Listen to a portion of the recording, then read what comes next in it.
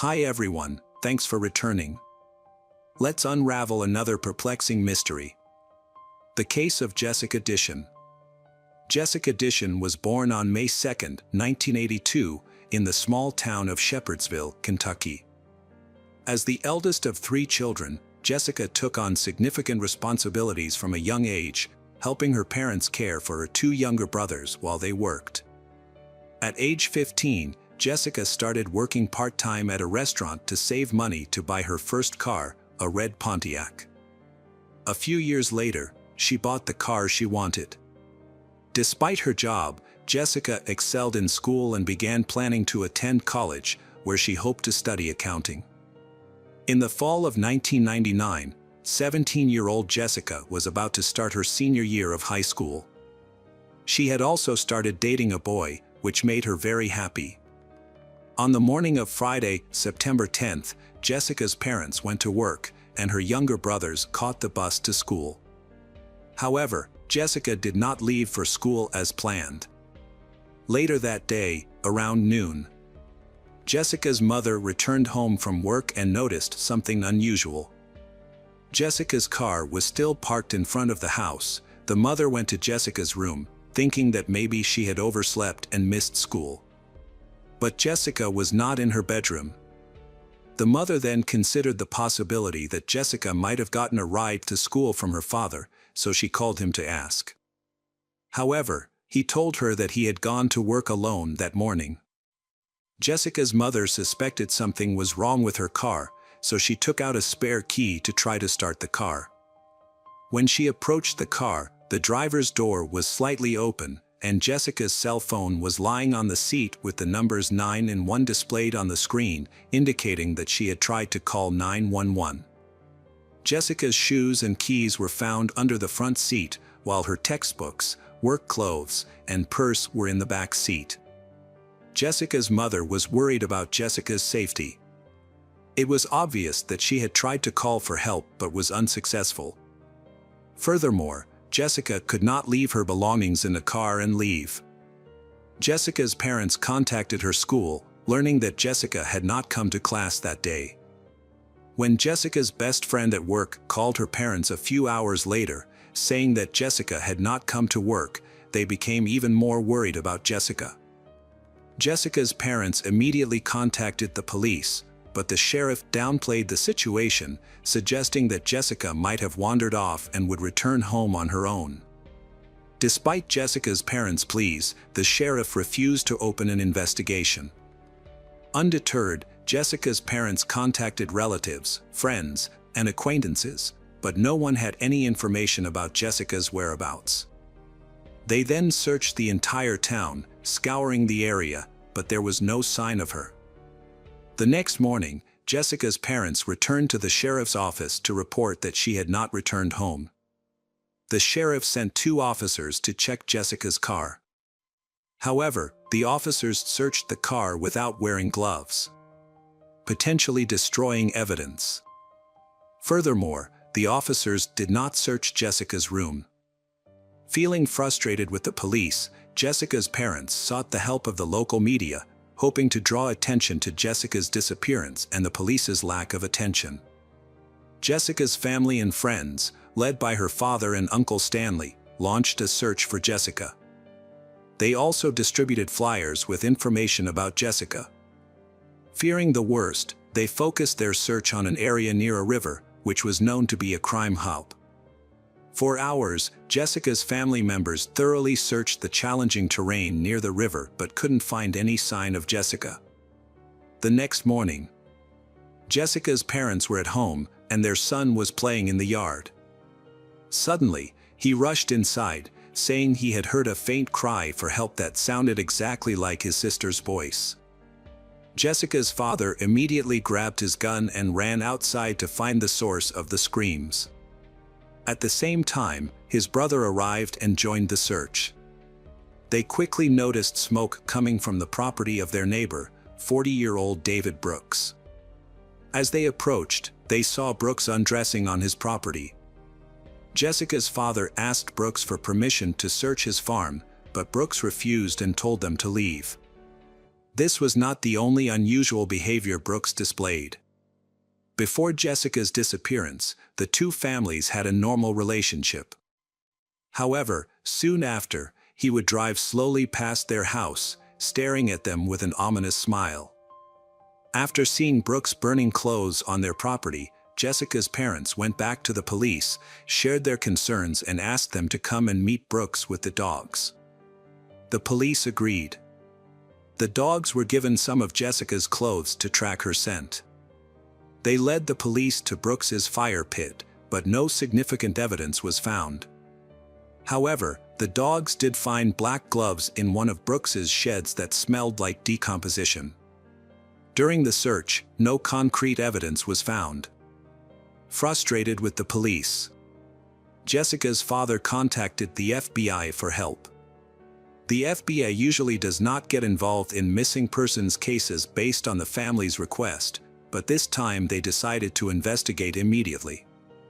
After Jessica's parents presented the case and the family's findings, the FBI opened a full-scale investigation. The FBI proceeded to collect fingerprints from Jessica's room and her car, confiscating all potential evidence for further analysis. Additionally, investigators conducted a comprehensive search of the area using helicopters and volunteers. They thoroughly examined the pond near Jessica's home. The FBI searched Brooks' farm and found a printed photo of Jessica.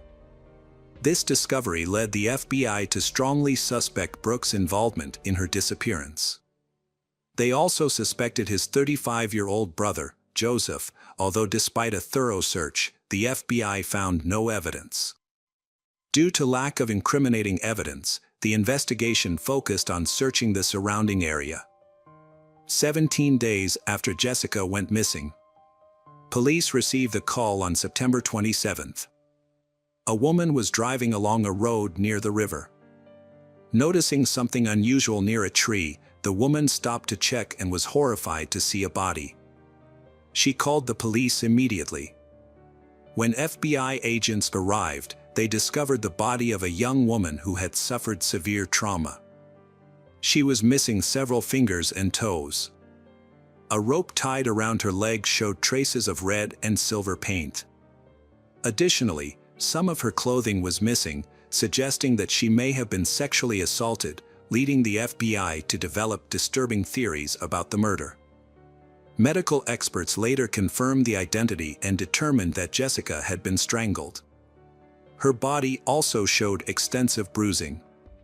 Her limbs and fingers had been separated after death, suggesting that she was still alive when this happened. However, the most disturbing fact was that Jessica had survived for approximately 3 days after she went missing. This meant that the police had the opportunity to rescue her. But unfortunately, they did not take any action to do so.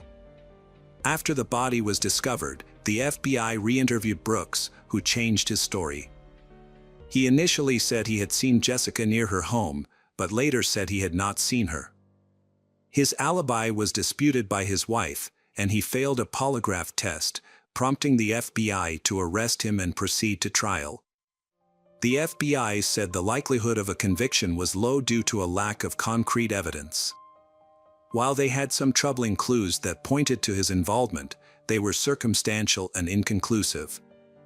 As the trial progressed, detectives continued to search for additional evidence.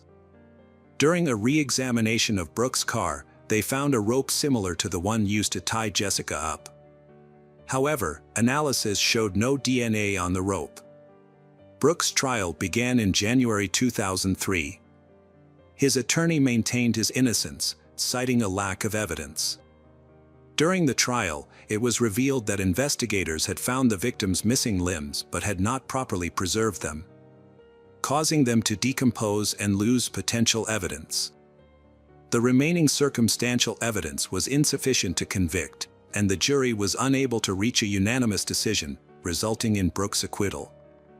Under state law, he could only be brought back if new evidence was discovered. Jessica's parents were devastated by the outcome. The parents also felt that if the police had done their job properly, Jessica might still be alive. Over time, the case went cold and was largely abandoned, leaving the family without closure. In 2012, a new detective, Lynn Hunt, joined the local police department and was tasked with reviewing unsolved cases. Lynn Hunt began by examining the murder case of Jessica.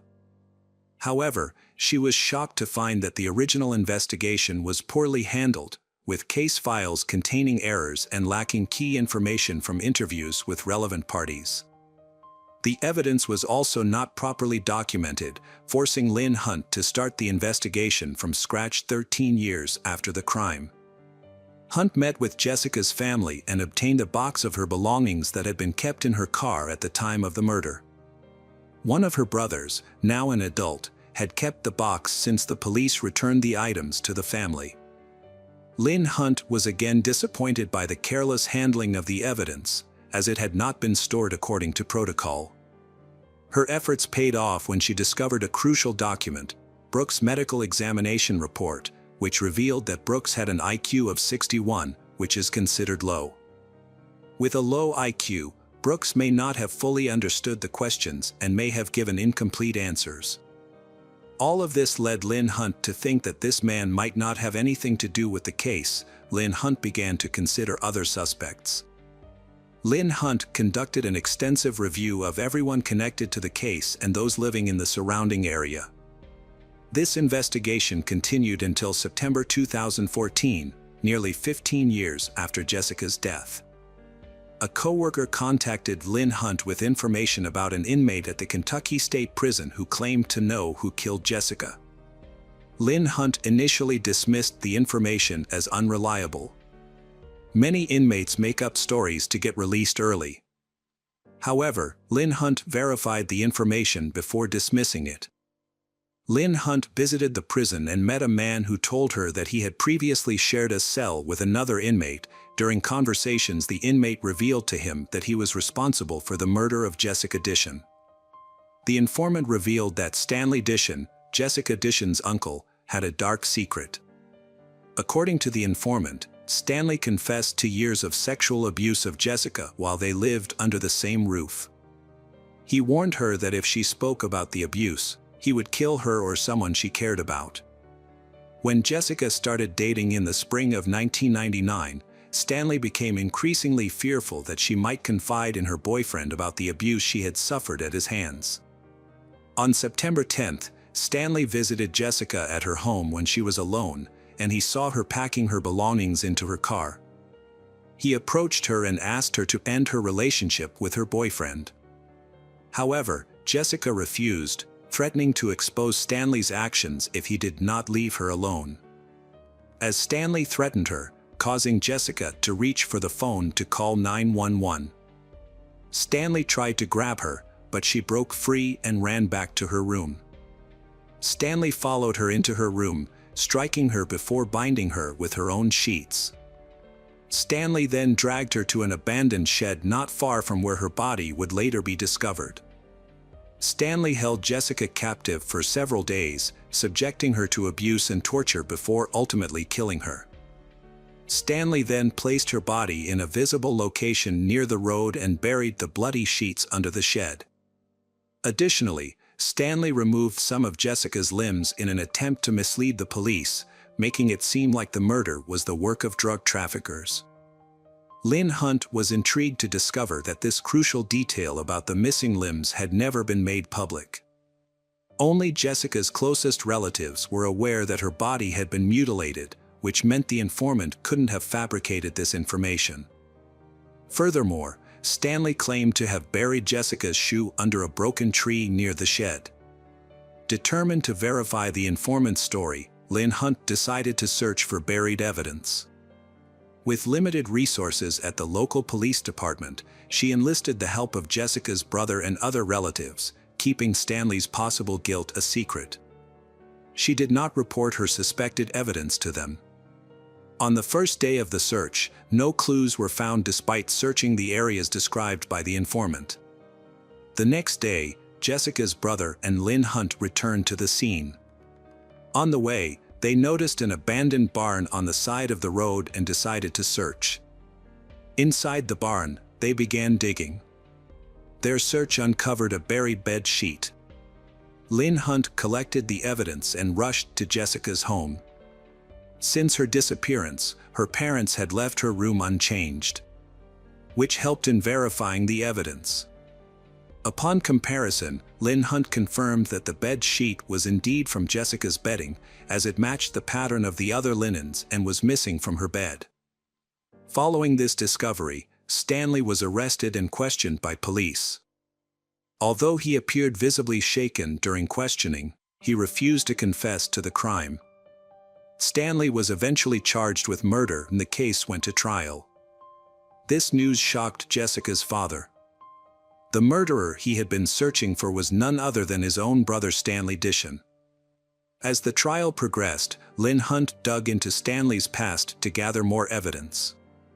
She knew that he had assaulted Jessica, but her investigation uncovered that several of Stanley's female relatives had come forward to report that he had sexually abused them as children.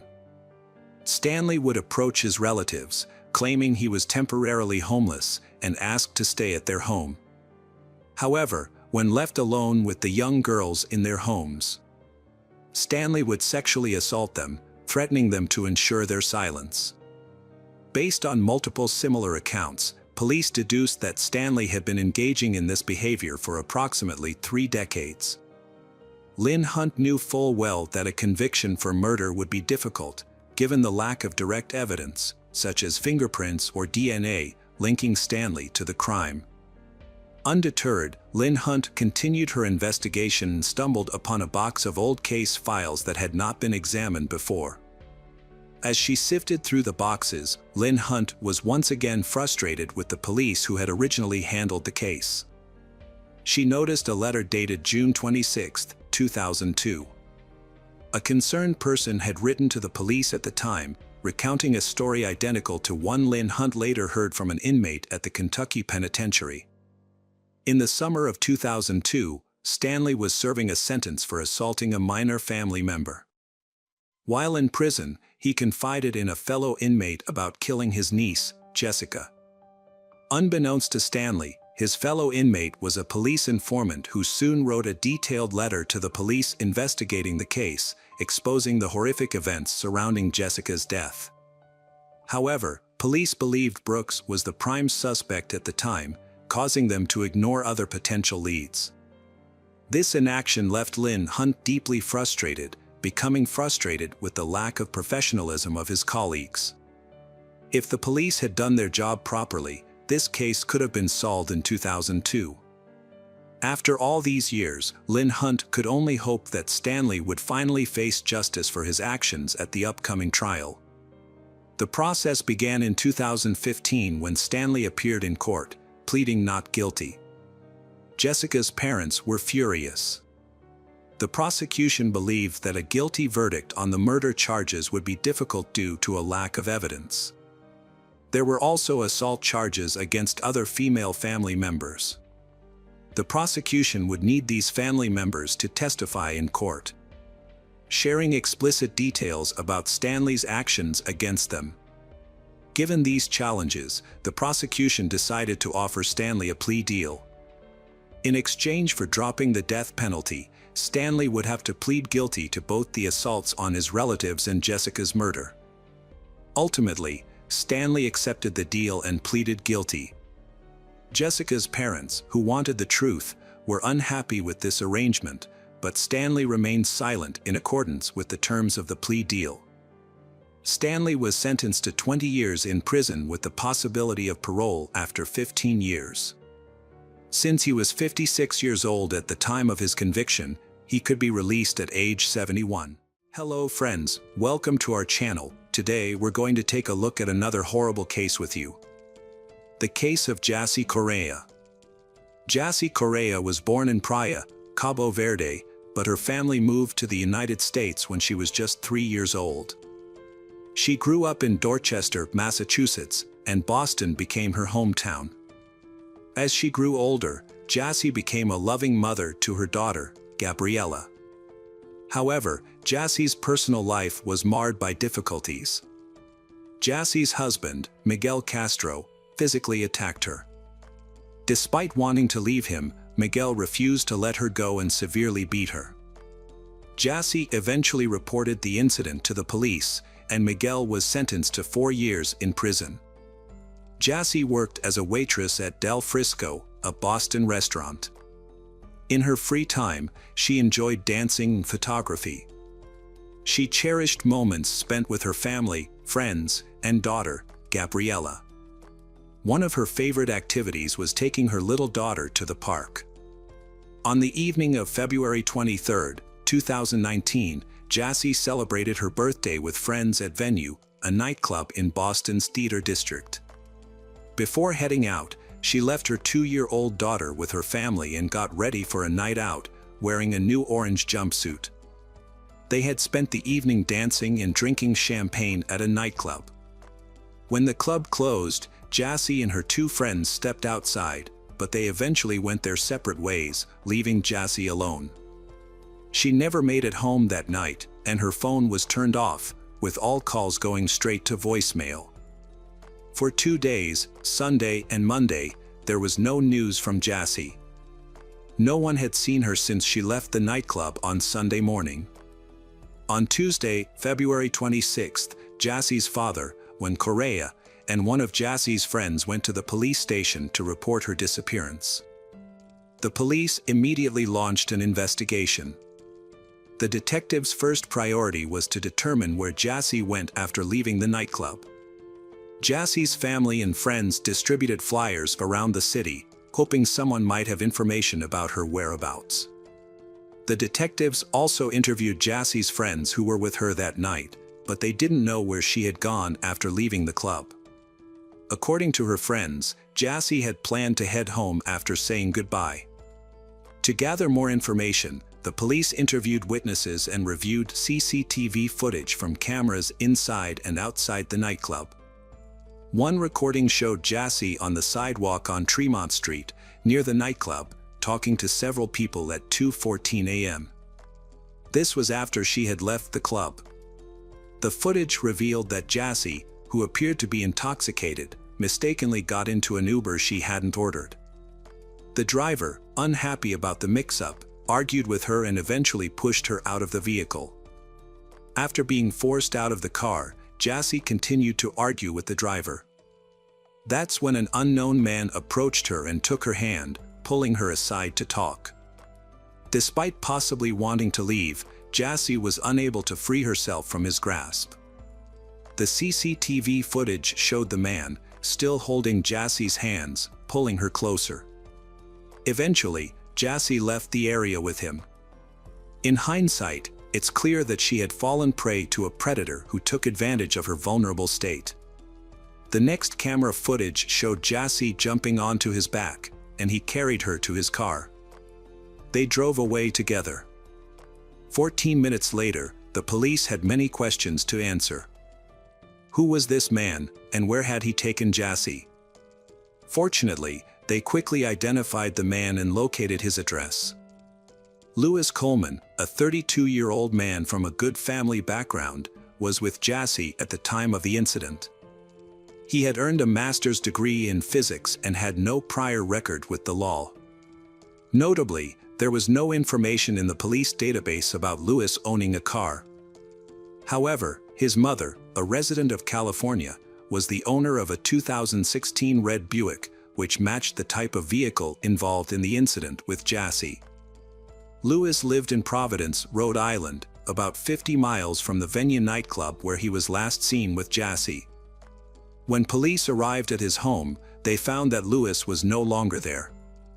However, CCTV footage from inside and outside the building revealed disturbing evidence. It's worth noting that the drive from the Venue club to Louis's apartment typically takes about an hour. Since Louis returned to his apartment at 4:15 a.m. on Sunday, approximately 2 hours after he was seen leaving with Jassy, it's likely that he stopped somewhere along the way.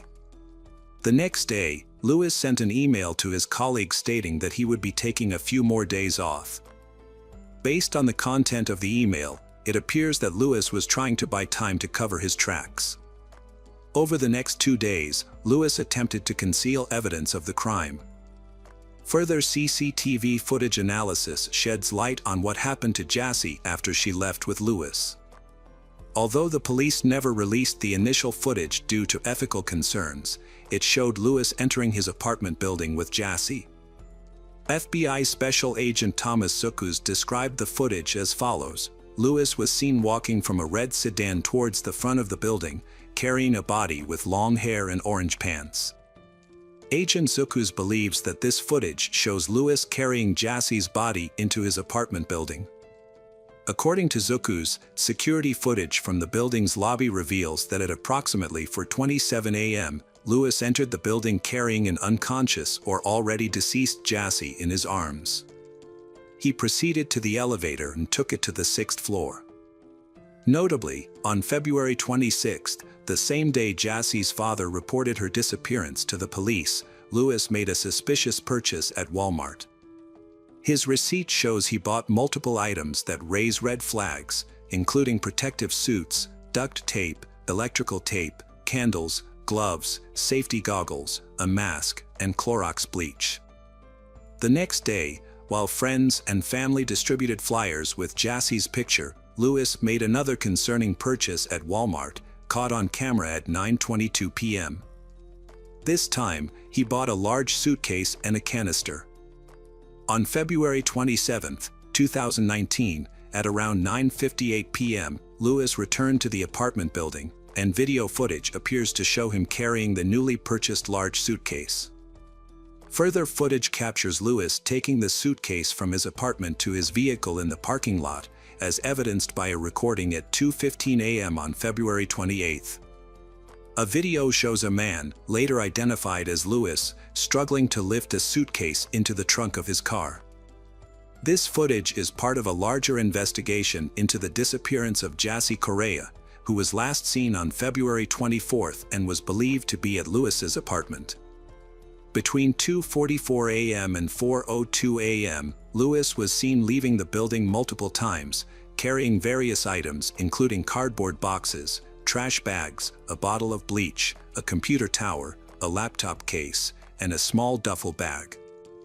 On February 28, 2019, police obtained a search warrant for Lewis's apartment. During their search, they found several suspicious items, including 2 packages of hooded coveralls and 2 respirator masks. They also examined a sofa in the apartment, which was missing one of its 4 large cushions. Outside the apartment complex, in a dumpster, police found a collection of items that raised further suspicions. These included white trash bags, a bag containing plastic sheets, men's jeans with bleach stains, and the belt. Additional items found in the dumpster included a white nylon hooded coverall, an unfilled box of baking soda, clear safety goggles, duct tape packaging, rubbing alcohol, Walmart bags, used plastic gloves, an empty package from a car air freshener, 3 used packages of purifying charcoal, and a sponge. On the afternoon of February 28, 2019, police stopped a car driven by Lewis near Wilmington, Delaware.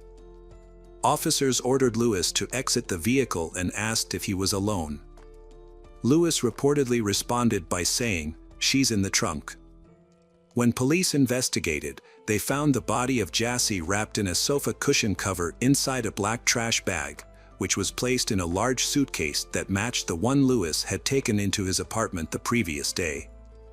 Experts who inspected the car found 2 cracks on the passenger side windshield, leading police to suspect that the man had attacked Jassy inside the vehicle.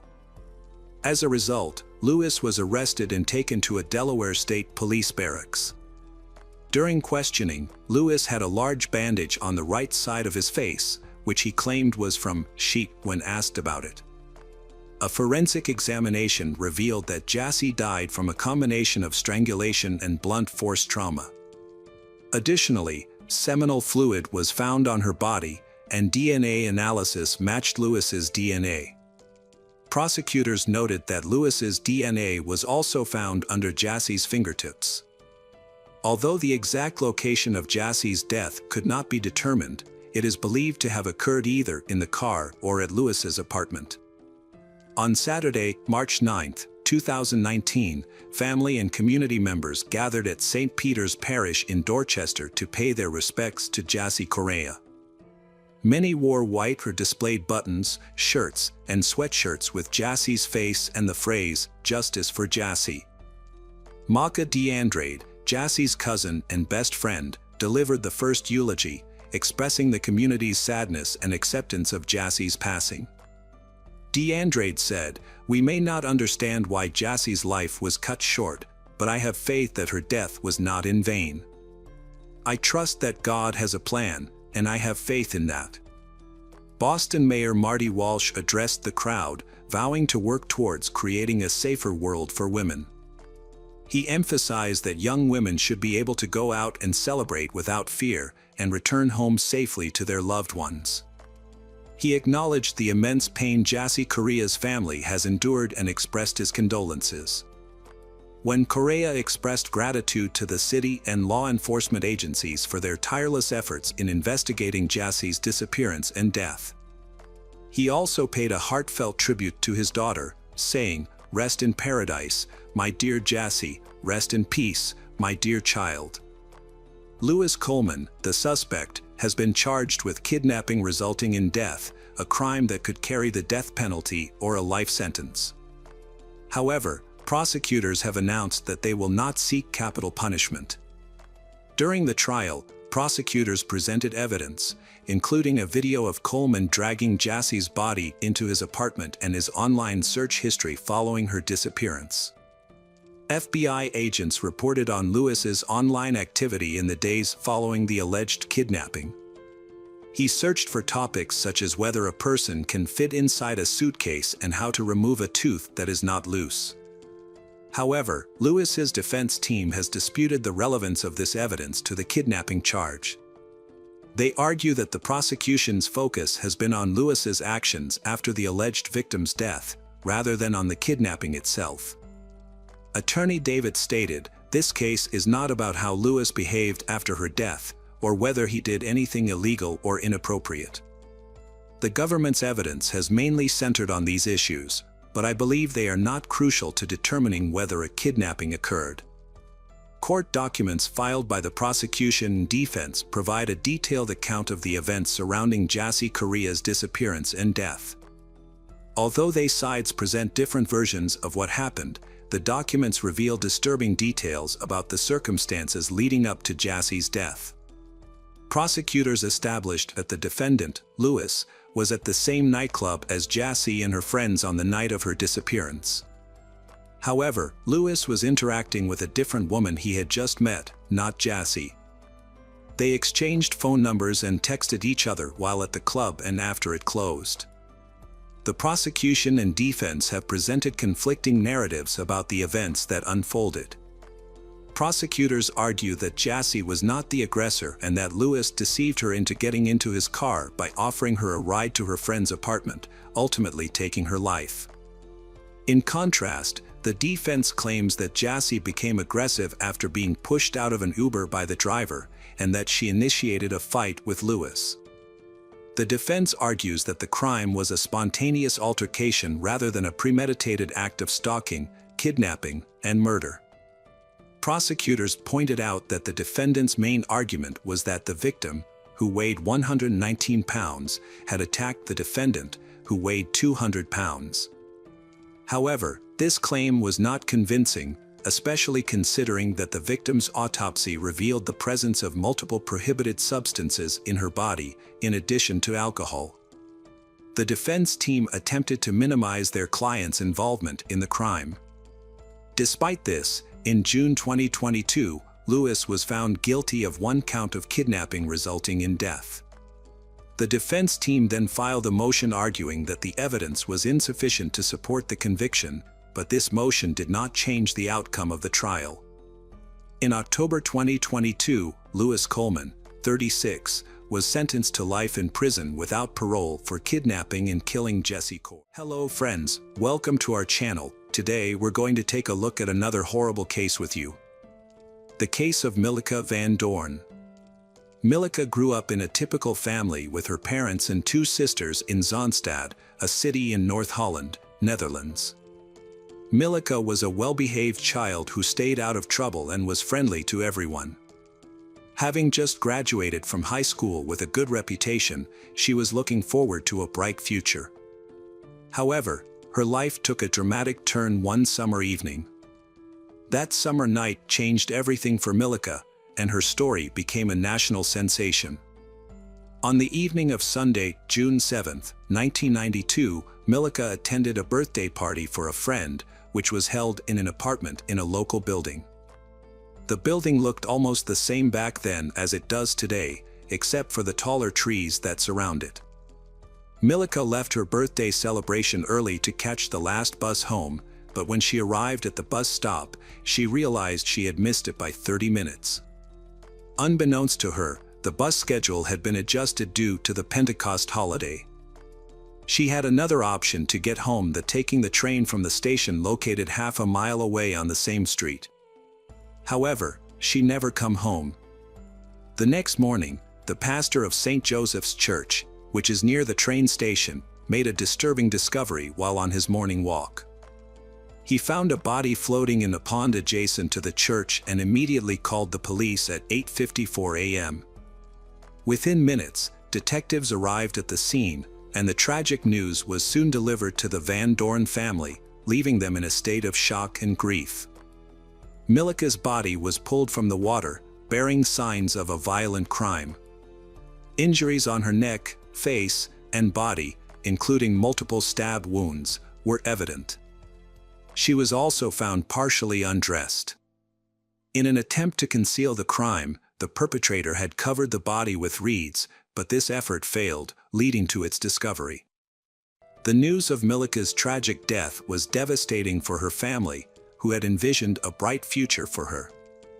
The autopsy provided some information about the crime. The presence of semen and pubic hair in Milika's body suggested a sexual assault. The fact that there was no water in Milika's lungs indicated that she did not drown in the pond. Instead, she had likely been killed elsewhere, and her body was later hidden in the water in an attempt to disguise the crime. The exact time of Milika's death remained unclear, with possibilities ranging from immediately after she left a party to several hours later. Milika's body was found in the water, which made it impossible to determine the time of death by body temperature alone. The pond was where her body was dumped, but it was not the location where she was actually killed. The police were searching for the original crime scene, where they expected to find evidence due to the severity of Milika's injuries.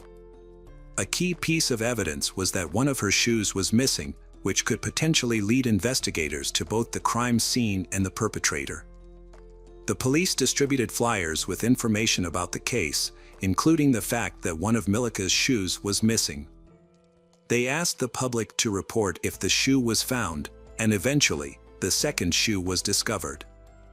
At the time of the investigation in 1992, DNA research was not advanced, and DNA samples taken from Milika's body did not provide any useful leads for the detectives. The investigation began with interviews with Milika's family to determine if she had any conflicts or enemies. However, the family reported that Milika had no conflicts with anyone and was doing well personally. She had a boyfriend around her age, and they rarely fought.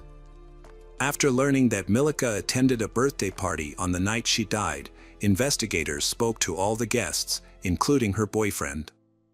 However, numerous interviews did not produce any leads, and everyone reported the same story that Milika had left the party just before midnight and planned to take a bus to her neighborhood.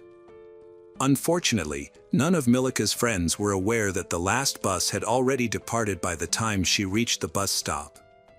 In 1992, mobile phones were not widespread, making it difficult for investigators to determine if Milika had boarded the bus or reached her destination safely.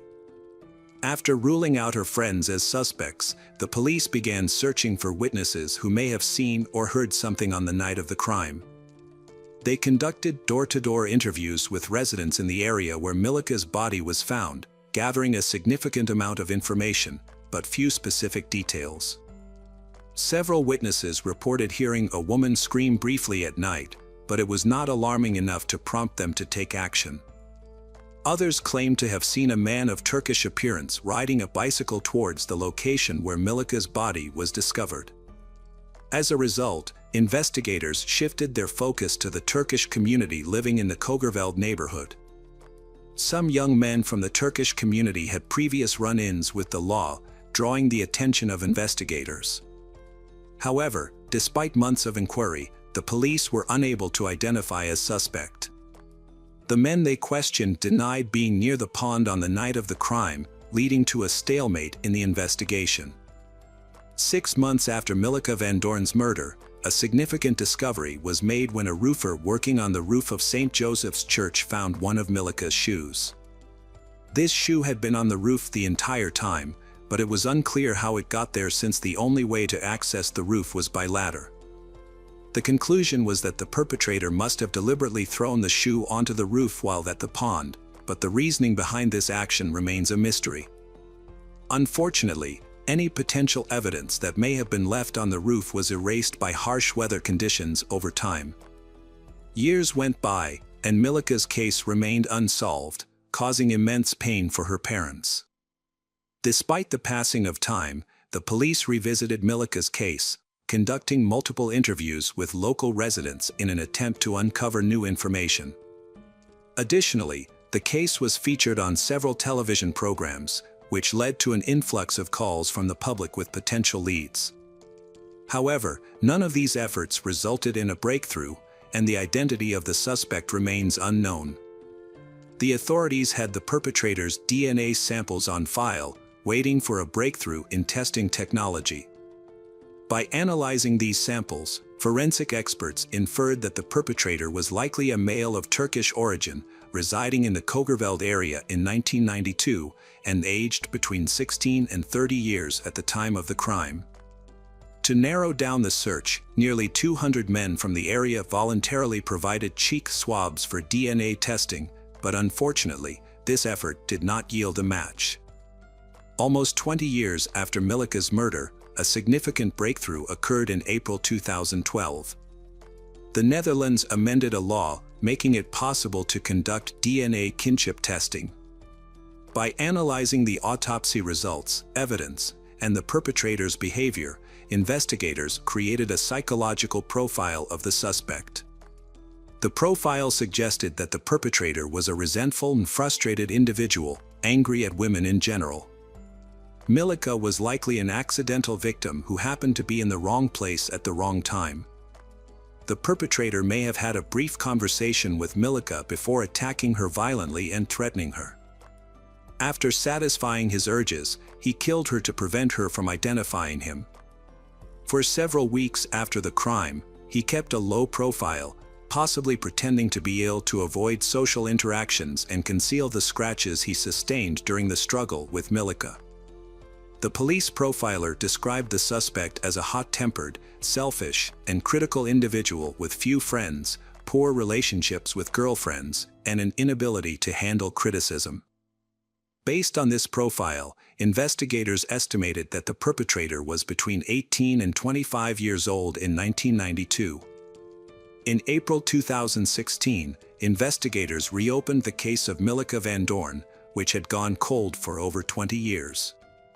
A new lead emerged in June 2016, when a report was filed mentioning the names of 2 Turkish men who had lived in Zandvoort in 1992, around the time of Milika's death.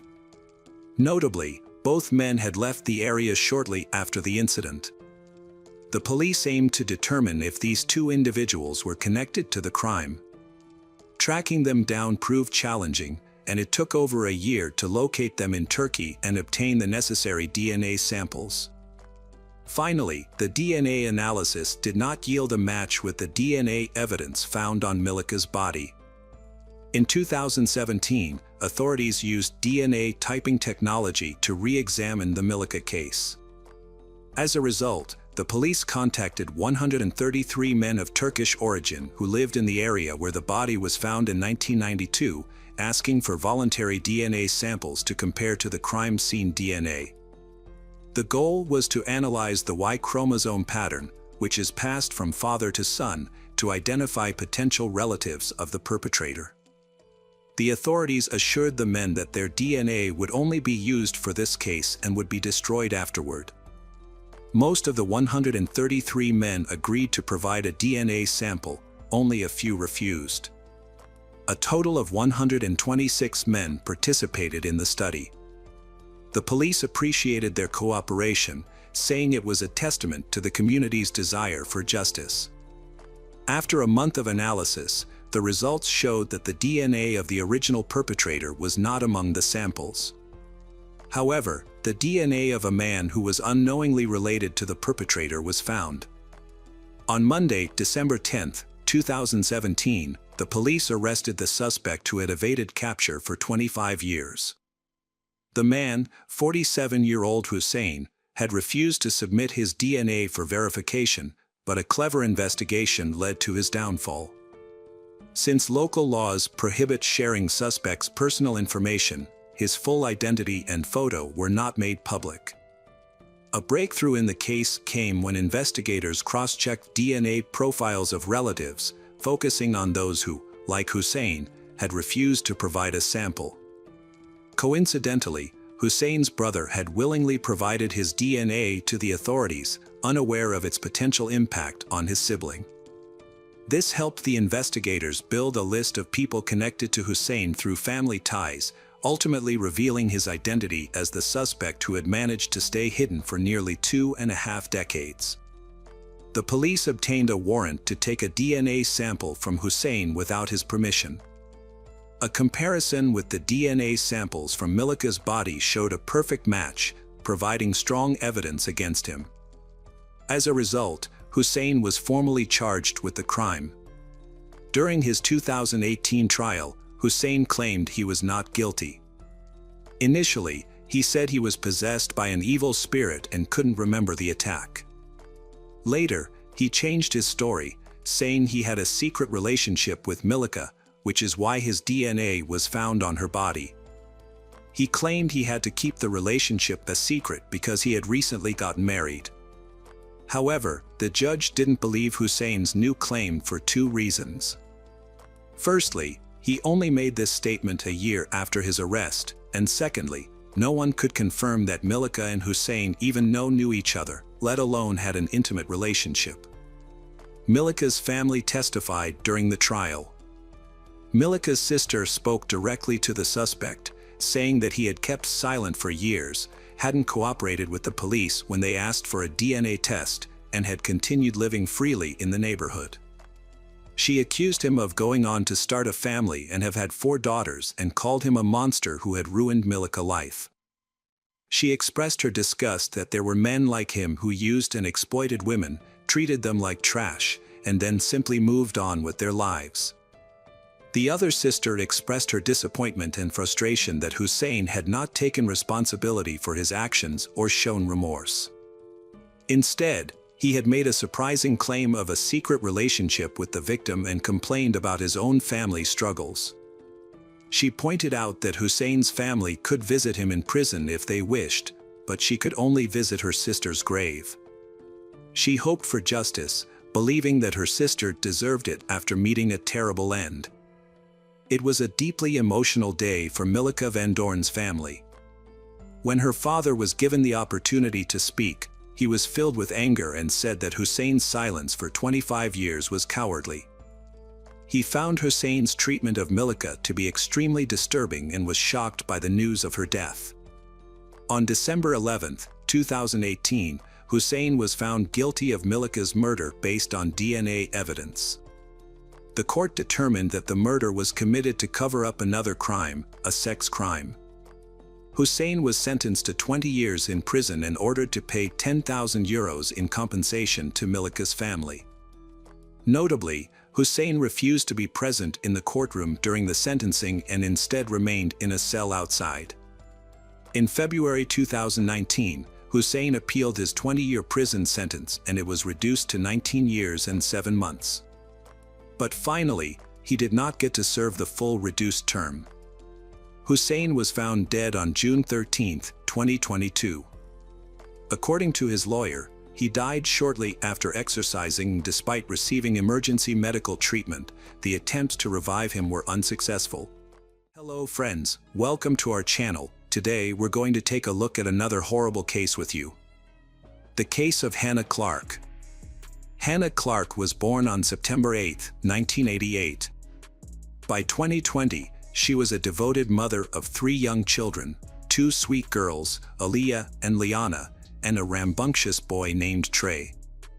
Hannah's loved ones remember her as a kind and gentle soul with a bright smile that could light up anyone's heart. She was a selfless and caring mother who gave her all to her children. Hannah's family life was marked by her relationship with her ex-husband, Rowan Baxter, a rugby player for the New Zealand Warriors team. Despite their significant age difference, they formed a strong bond, which deepened over time. Sue Clark, Hannah's mother, struggled to accept Rowan, but Hannah refused to listen to her concerns. People close to Rowan shared negative opinions about him. Sue, Hannah's mother, had a nagging feeling that something was off about Rowan. She perceived him as arrogant and self-centered, which made her uneasy. She was also concerned about the significant age gap between Rowan and Hannah. When they first met, Hannah was a recent graduate, while Rowan was 31 years old. Additionally, Rowan's past relationships were a worry for Sue, particularly since he was still in the process of divorcing his previous wife and was living with her at the time. When Hannah introduced Rowan to her parents, they questioned him about his ex-wife. Rowan explained that he was staying with her due to their son. Eventually, Rowan finalized his divorce and continued his relationship with Hannah. In 2011, he proposed to her, and she accepted. They got married in Kingsley, New South Wales, Australia. The following year, they had 3 children together. Hannah and her family, including her father Rowan, were passionate about sports. However, Rowan's muscular physique, developed during his professional athlete days, was partly due to steroid use, which led to mental health issues. As a personal trainer, Hannah's approach differed from her father's. She was loved by her clients for her kindness, empathy, and dedication, earning her a loyal following. Rowan's approach to training was unique, but his behavior was marred by aggression and inappropriateness, likely caused by steroid use. This made him a poor trainer, as clients don't need someone who makes them feel uncomfortable. Rowan struggled to communicate effectively with people, which negatively impacted his career and finances. As a result, his wife Hannah had to become the primary breadwinner, which further irritated Rowan. He felt emasculated by her success, as she was doing a better job than he was. Despite their financial struggles, they decided to open their own fitness club. However, this decision was largely driven by Rowan's desire to control Hannah's every move and monitor her whereabouts. Rowan's behavior in the store mirrored his past actions at the gyms where he worked. He often felt the need to assert superiority over women. During a private training session with Sue's mother, he showed his cruel side, acting inappropriately instead of showing respect. He dropped Sue, causing her to hit her head and bleed, and laughed at her clumsiness, showing no sympathy.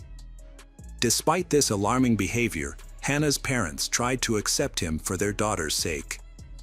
Rowan's control over Hannah was all-encompassing, and he isolated her from her family and friends. He dictated who she could see and when, and even forbade the children from visiting their grandmother and Hannah from communicating with her brother, whom he disliked. As a result, Hannah felt trapped and enslaved, confined to the walls of her own home. Rowan's behavior towards Hannah was also emotionally and physically abusive. He would demand intimacy from her, and if she refused, he would become enraged, taking out his anger on her and the children. After forcing himself on her, he would then apologize insincerely, attributing his behavior to a burst of passion. Hannah's life was slowly under the constant control and cruelty of her husband, Rowan. Their marriage, once filled with love and passion, had degenerated into a nightmare of fear and submission. Rowan's tyrannical behavior had created a toxic environment where Hannah lived in constant terror of his wrath. Rowan's cruelty was not limited to Hannah, he also targeted their children. While some playful exchanges between parents and children are normal, Rowan frequently crossed the line, intentionally hurting and belittling them.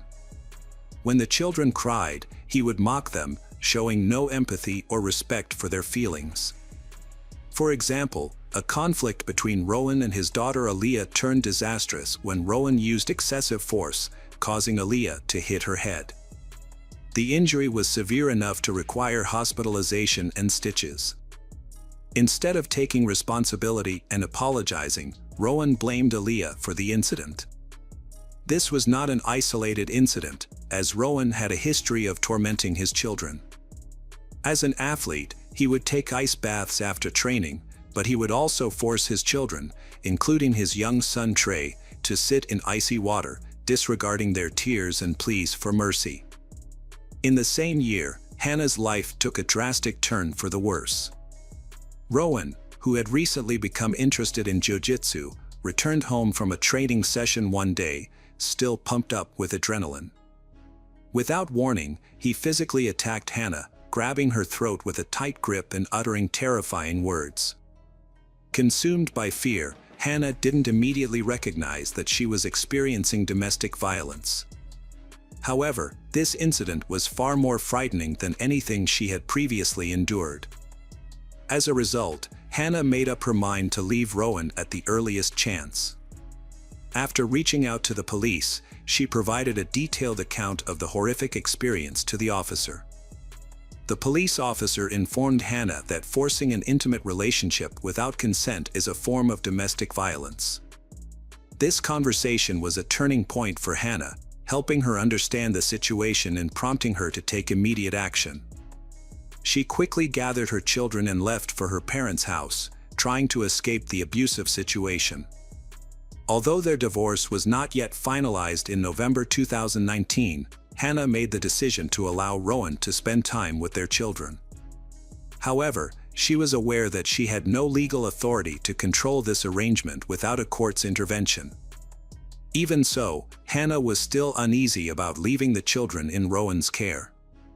To fix his problem, Rowan was struggling to cope with his emotions and sought help from his church's pastor, Christopher. Christopher was a kind and supportive person who was always willing to listen. However, as Rowan began to open up to him, Christopher noticed some disturbing traits. Rowan had a desire for dominance and control, which he occasionally revealed when his confidence faltered. During one of these moments, Rowan confessed to Christopher that he was aware his actions were wrong and wanted to change, but didn't know how. Rowan's admission was a crucial step towards reform, and Christopher's guidance could have been instrumental in helping him. However, before progress could be made, a shocking event occurred.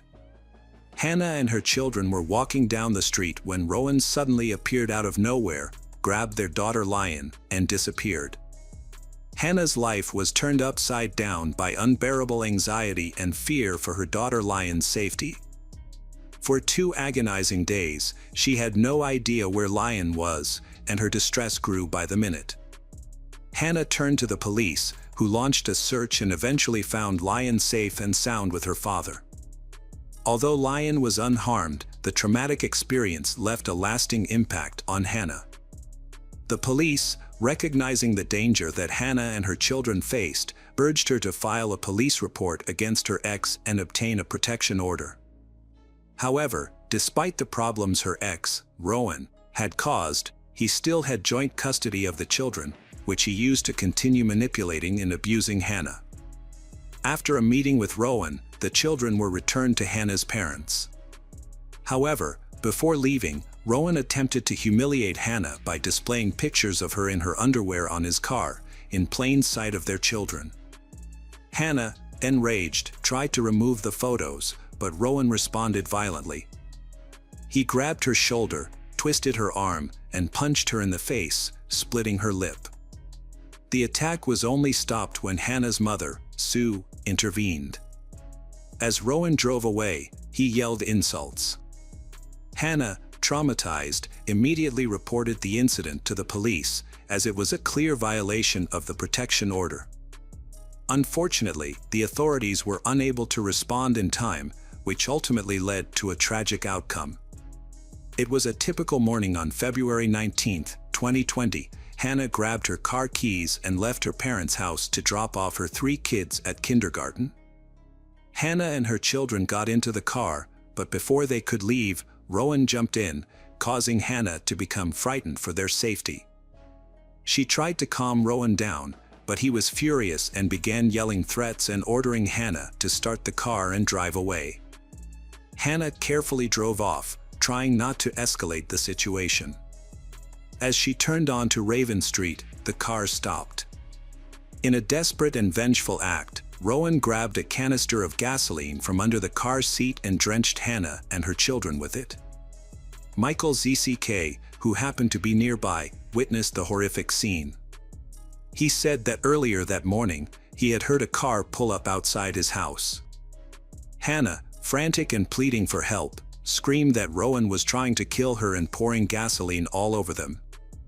As Hannah begged for mercy, Rowan refused to let her go, his face twisted in a rage. Michael rushed to the car and was met with Rowan's emotionless face, holding a lighter in his hand. In the next moment, the car erupted in flames. The explosion was followed by blood-curdling screams, a deafening ringing, and then an eerie silence. Luckily, Hannah had narrowly escaped the inferno, but was left with severe burns and bleeding. Frantically, she pleaded for assistance, not for her own suffering, but for her children who remained trapped in the blazing car. A car happened to drive by, and a doctor who was not on duty stopped to offer assistance. Seeing Hannah's distress, the doctor rushed to her side. Meanwhile, Michael intervened quickly, grabbing a hose from his house to try and extinguish the flames. However, the fire was too intense, and it engulfed the entire car, leaving no hope of rescuing the children. The doctor and Michael yelled at Hannah to take cover and get away from the fire, but she was too consumed by grief to hear them. With growing desperation, Michael rushed to the car to rescue the children, but the intense flames and scorching heat thwarted his efforts. Hannah lay on the road, her body badly burned, repeatedly begging for someone to save her children. At that moment, no one grasped the full extent of the tragedy. Hannah's body was severely burned, with over 97% of her skin damaged, except for her feet.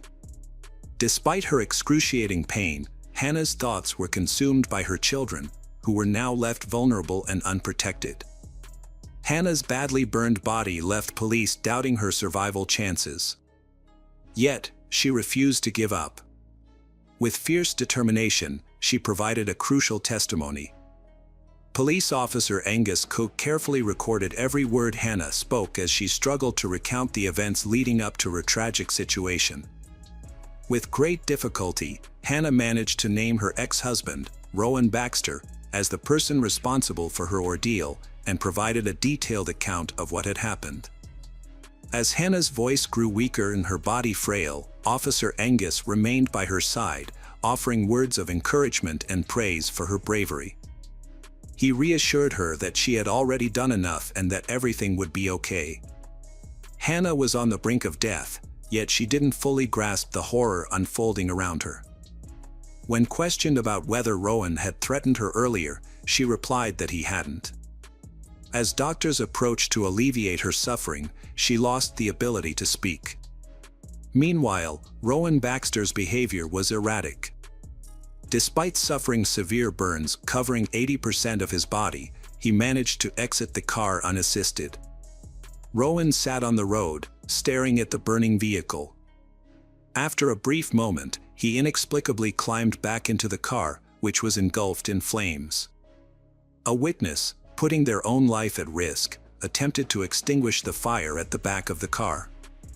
It was then that Rowan retrieved a knife from the vehicle and began to chase people away, preventing them from putting out the flames. The children, trapped in the burning car, had little chance of survival. Nevertheless, bystanders refused to give up their efforts to save them. Rowan refused to let anyone approach the car, claimed them to a horrific death. In a final, selfish act, he stabbed himself with the knife. Despite her own life-threatening injuries, Her primary concern was for the health of her children and her desire to reveal the truth.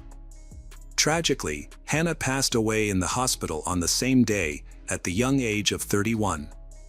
Hannah was a victim of severe domestic violence, which also affected her children. She fought tirelessly to protect her family from their abuser, but sadly, her efforts were ultimately unsuccessful. Throughout her daily struggles, Hannah showed immense courage, standing up for her loved ones despite the numerous challenges she faced. 4 days later, a massive gathering took place to pay tribute to Hannah and her children. A lasting memorial, Hannah's House, was also created in Camp Hill, where a tree planting ceremony was held in her honor, accompanied by a plaque that tells the story of her life. Hello friends, welcome to our channel. Today we're going to take a look at another horrible case with you, the case of Antonia Barra. Antonia Barra was born on December 3, 1999, in Temuco, Chile, to a wealthy family. She was the youngest of 5 children, with 2 older brothers, Sebastian and Ignacio, and 2 sisters, Catalina and Carla. Antonia was particularly close to Catalina, whom she considered her best friend and confidant. Her parents valued education and encouraged their children to pursue their interests, including sports and music. As the youngest child, Antonia was especially loved and spoiled by her parents. Despite this, she was a diligent student and dreamed of studying tourism and traveling the world. At the age of 15, Antonia met Martín Pradines on social media in 2015. Martín was 8 years older than Antonia and lived in the same city. He was divorced and had a child from a previous marriage. Little is known about Martín's early life, except that he was born in February 1992 in Temuco to Ivan Pronis and Paula Dare. When Martín was 20, he got a girl from his school pregnant, and to avoid scandal and punishment, he married her. However, the marriage ended shortly after the birth of their child. Martín and Antonia were acquaintances who knew each other from socializing with young people on social networks between 2015 and 2017. However, their relationship remained purely platonic. After Antonia graduated from high school and enrolled in university, she relocated to a different city, and they lost touch. At university, Antonia focused on her studies in the travel industry, formed new friendships, and explored new hobbies. Martín was no longer on her mind. During her breaks from university, Antonia would return to her hometown but primarily stayed in touch with her family, including her parents and siblings.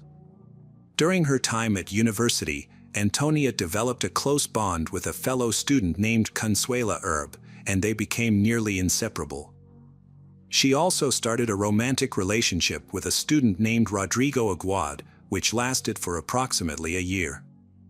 However, they got into a dispute at the beginning of the new semester in September 2019 and decided to take a break from each other. Antonio had recently gone through a breakup and was feeling down. Luckily, the Chilean national holiday was just around the corner, offering a long weekend and a chance to take her mind off things. She and her best friend decided to attend an electronic music festival in the charming town of Pucón. They carpooled with 3 classmates, using Consuela's car. As it happened, close friends of Antonio's family owned a summer house in Pucón, and since the owners were out of town, they kindly offered Antonio and her friend the use of their house, even providing them with the spare key. Upon arrival, the group split up, and they friends settled into the spacious and cozy house, looking forward to a relaxing weekend getaway. On the evening of September 18th, Antonia ran into Martín while walking around the city, and they struck up a conversation. As it turned out, Martín was also in town for the festival with his friends and was staying in a large rented house just outside the city center. They hit it off and made plans to meet up the next day at a party at a popular nightclub. Antonia called her parents to fill them in on her plans, and her father warned her to be careful and not to drink too much. Antonia laughed it off and promised to be responsible. The next day, Antonia and her friends spent hours getting ready for the party, choosing outfits and doing their makeup. Before heading out, they shared a bottle of wine and then took a taxi to the club. When they arrived, they ordered a bottle of champagne at the bar and drank it together before hitting the dance floor. It was after midnight when Martin and his friends arrived at the club. Antonia was already quite drunk by then, but she continued to drink and dance with Martin. According to her friend, Consuela, Antonia was advised to slow down, but she didn't listen. At one point, Consuela lost track of Antonia and spent half an hour searching for her. When she finally found her, Antonia was in another room with Martin, barely able to stand due to her intoxication. Consuela saw her classmate Benjamin Morales at the club and asked for his help in getting her friend Antonia home. However, Antonia refused to leave, saying the night was still young. A short while later, she started to feel unwell, and her friends took her outside for some fresh air. After she felt a bit better, she returned to the club. Consuela went to Antonia later that night and told her that she was exhausted and ready to head home. However, Antonia declined, wanting to stay and continue having fun. Consuela then left the club, giving up on convincing Antonia to leave with her. She took a taxi home and went straight to bed. Benjamin saw Martin escorting Antonia out of the club, holding her because she was swaying from side to side. According to Benjamin, Antonia was too drunk to fight back, and Martin took advantage of her state. They waited near the entrance for a while, allowing Antonia to recover a bit. Soon, Martin's friends arrived and suggested they continue partying at their rented house. The company ordered a taxi, but Martin and Antonia decided to walk, as she was unwell and disoriented. Surveillance cameras captured their walk, showing the man supporting a drunk student who was trying to break free from his grasp. Along the way, they stopped at a 24-hour supermarket, where Martin purchased beer. Inside the empty store, Martin attempted to kiss she, but she pushed him away and turned her back on him. It was clear she was uncomfortable, but her intoxication left her unable to resist or escape. Martin, being stronger, continued to lead Antonia, and they eventually arrived at the rented house around 8 a.m. The people in the living room saw that she was upset, but she was too drunk to clearly communicate her distress. Despite Antonia's obvious unease, Martin continued to hug and try to kiss her. The other friends, also heavily intoxicated, failed to intervene. Eventually, they retreated to a bedroom, where the man assaulted she while she was in a dazed state. Antonia was confused and disoriented as Martin ignored her attempts to resist and stop him. After the incident, he rejoined his friends in the living room and continued the party, leaving Antonia alone in the bedroom. Later, around 9 a.m., she managed to call Benjamin, but her speech was slurred and she was crying uncontrollably, making it hard for him to understand her. She was unable to explain what had happened or where she was. Benjamin became concerned and called Consuela, telling her that Antonia was in trouble and needed help. Antonia then called Consuela herself, struggling to communicate, and eventually found out her location, prompting Consuela to go to her aid. When Consuela met Martin at the doorstep, she asked him what had happened, but he just smiled and claimed that everything was consensual. However, when Consuela found her friend, Antonia, in one of the rooms, she was shocked by her condition. Antonia was crying and begged to be taken away from the place as soon as possible. They left shortly after and went home, where Antonia immediately took a shower. Despite her friend's advice to preserve the evidence and report the incident to the police, Antonia insisted that no one should ever find out what had happened. She tried to act normally when she spoke to her parents later that day, hiding her true emotions. The next morning, Antonia and her friends returned to the student dormitory. In the aftermath, Antonia struggled to cope with the trauma. She tried to forget the nightmare and resume her normal life, attending classes and socializing with friends. However, only Consuela noticed that Antonia was not okay. As time passed, Antonia's mental state deteriorated, and she gradually fell into a deep depression. Antonia was traumatized and didn't want to talk to anyone about what had happened to her. She refused to file a police report, fearing that it would only spread the news and make things worse. However, rumors about her began to circulate quickly. They would whisper, point, and laugh at her. One of her classmates even had the audacity to ask her about the rumors in front of everyone. However, what sent Antonia over the edge was a phone call from Rodrigo, her ex-boyfriend, with whom she still had strong feelings and had been holding on to the hope of rekindling their relationship. During the call, Rodrigo repeated all the rumors he had heard and told Antonia that he never wanted to see her again. Antonia broke down in tears, trying to defend herself and explain that the rumors were not true. But Rodrigo was unforgiving, using derogatory language to describe her and calling her promiscuous before hanging up. This conversation was devastating for Antonia, and she couldn't cope with the emotional pain. On Saturday, October 12, 2019, Antonia went to her parents' house, seeking comfort and solace with her family. Concern for Antonia's well-being grew as her relatives noticed a deep sadness in her eyes, despite her claims that everything was okay. Later that evening, she posted old childhood photos on social media, accompanied by a distressing message. The following day, after dinner with her family, Antonia retreated to her room on the third floor. Her sister Catalina checked on her about an hour later, but Antonia asked to be left alone, saying she wanted to sleep. Catalina granted her wish, turned off the light, and bid her a loving goodbye before leaving the room. 2 hours passed before their mother, Marcela, came to Antonia's room to announce that dinner was ready. After knocking on the door with no response, Marcela entered the room and initially thought Antonia was asleep. However, upon touching her hand, she was met with an unsettling stillness. Devastated, Marcela screamed for help, and the rest of the household rushed to the room. In a state of panic, they called for emergency services while attempting to revive Antonia on their own before medical professionals arrived. Antonia's situation had become hopeless, and she tragically took her own life by overdosing on sleeping pills. The investigation into her death and the first attempts to hold the perpetrator accountable began. The news shocked her family and friends, as many were unaware of the severe emotional distress Antonia had been experiencing.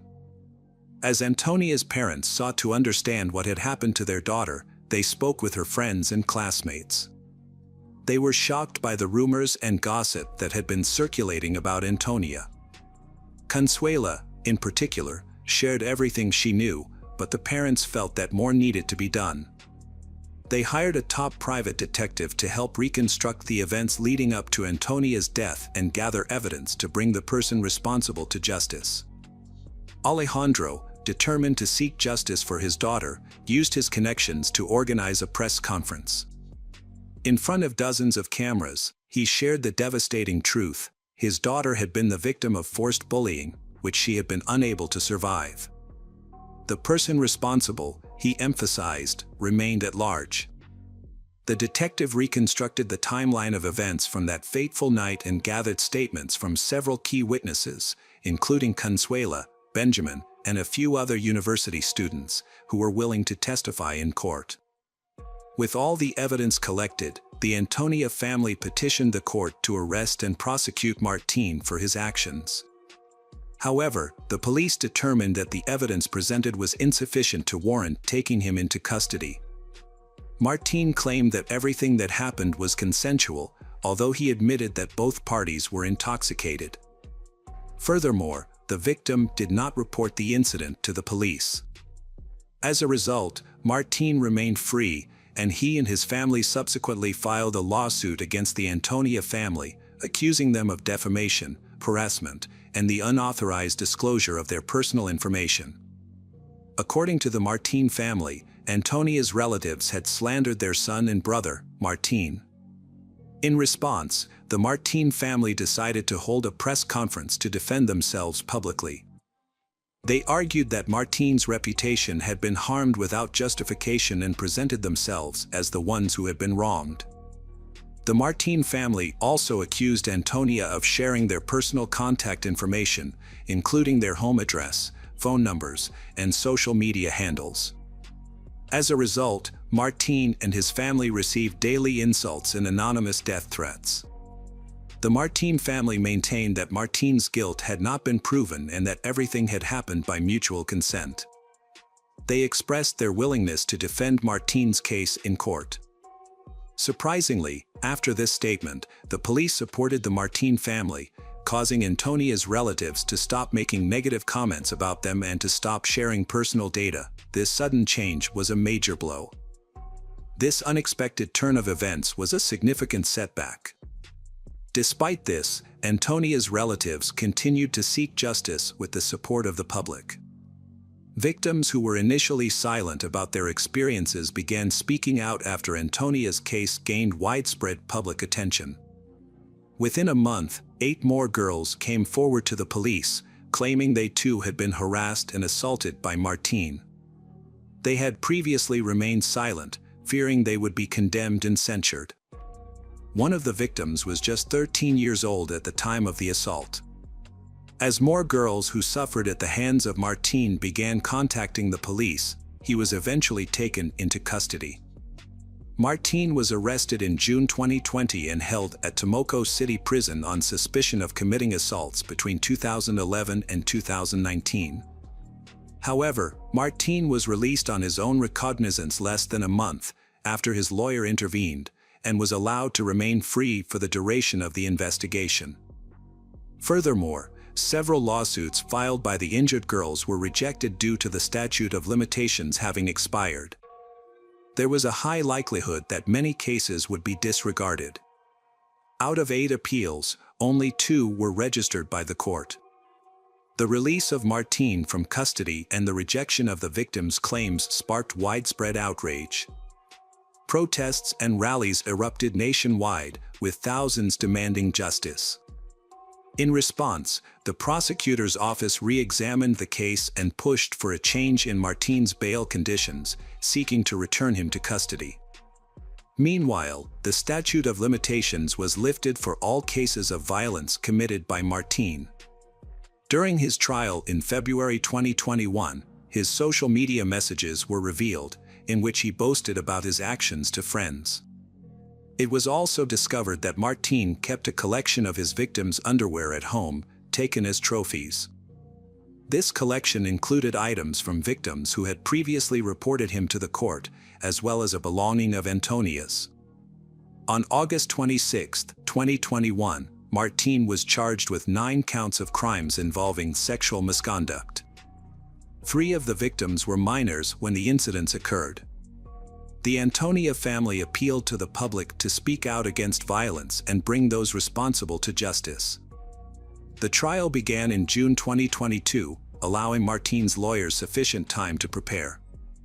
They presented witness statements and surveillance footage showing that Antonia left with the defendant voluntarily and did not attempt to resist him.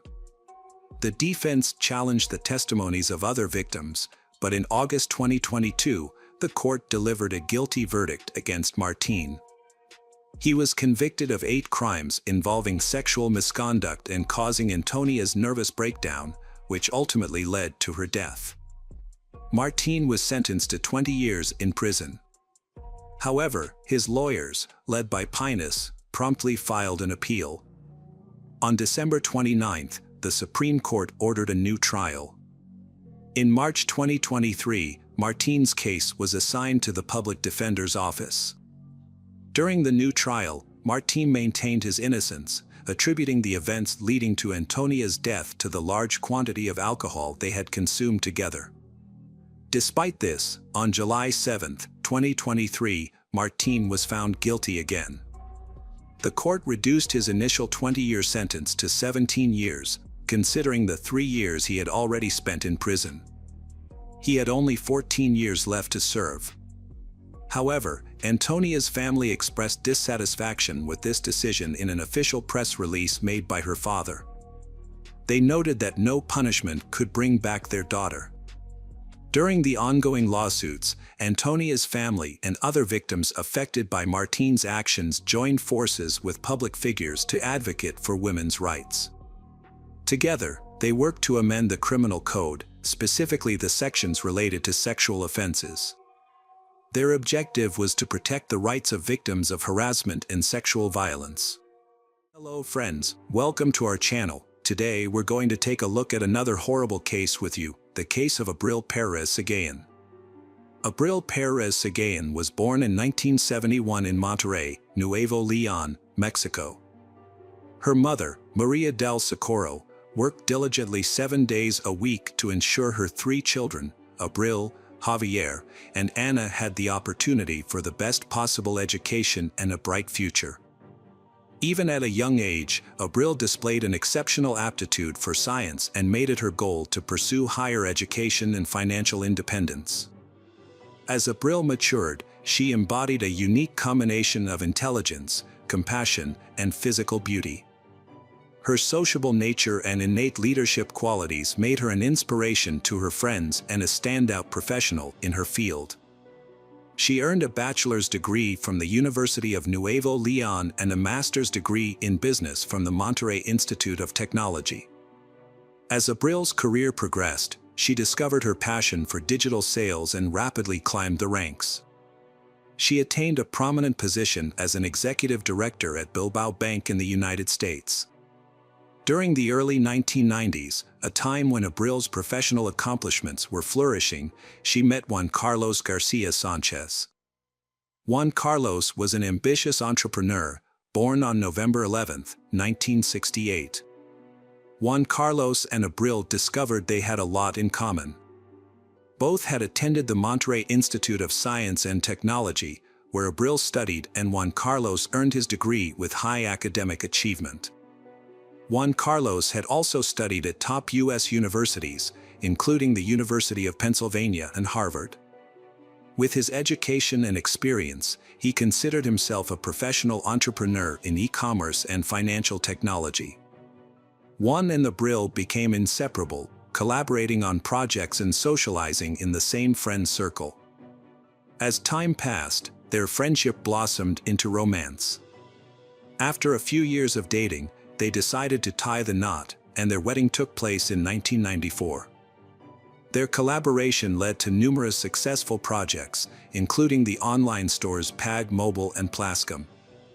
They also played a key role in the development of the Dem store, which became a leading e-commerce platform in Mexico. By 1999, their life appeared to be a perfect fairy tale, with both partners achieving great success in their careers and enjoying a happy relationship. Their joy was further amplified with the birth of their first child, Ana Cecilia, in 2001. 2 years later, they welcomed a son, Juan Carlos Jr., followed by another son, Julio Andres, in 2005. Despite their busy schedules, Abril prioritized her children's needs, taking care of them personally and attending their school activities. Abril's devotion earned her the respect and admiration of those around her. Juan Carlos was also a dedicated father, and together they created a seemingly ideal family that many people envied. However, behind the facade, the family was struggling with difficulties, and all members suffered due to Juan's short temper. Juan was a cruel man who frequently lashed out at anyone who crossed his path. His behavior towards his wife, Abril, began with verbal abuse, making her feel uncomfortable and hurt with his insulting words. Over time, the situation worsened, and Juan started using physical violence against Abril, regularly beating her. Abril attempted to conceal the abuse from her friends and family, fearing that she wouldn't be able to provide for their children on her own. She believed that staying with Juan would give their children a better future. However, by 2009, the situation had become so severe that others began to suspect what was happening in the family. Abril has always kept it a secret from her friends and family, but whenever they asked about a possible divorce, she insisted that she wouldn't leave Juan. By 2014, Juan had reached the pinnacle of his career, becoming a prominent figure in Amazon's retail industry in Mexico. A year later, when Juan became the director of Amazon in Mexico, the family had to relocate to Mexico City. Abril hoped that the change of scenery would resolve their problems, but unfortunately, the abuse continued. Juan Carlos presented himself as a loving husband and father to the public, but behind closed doors, he was abusive and controlling towards his wife, Abril. He would often post on social media about how much he loved her, but in reality, he was constantly accusing her of cheating and even hired a private investigator to gather evidence. Despite his successful career, which included becoming the director of e-commerce at a multinational company, his marriage was deteriorating.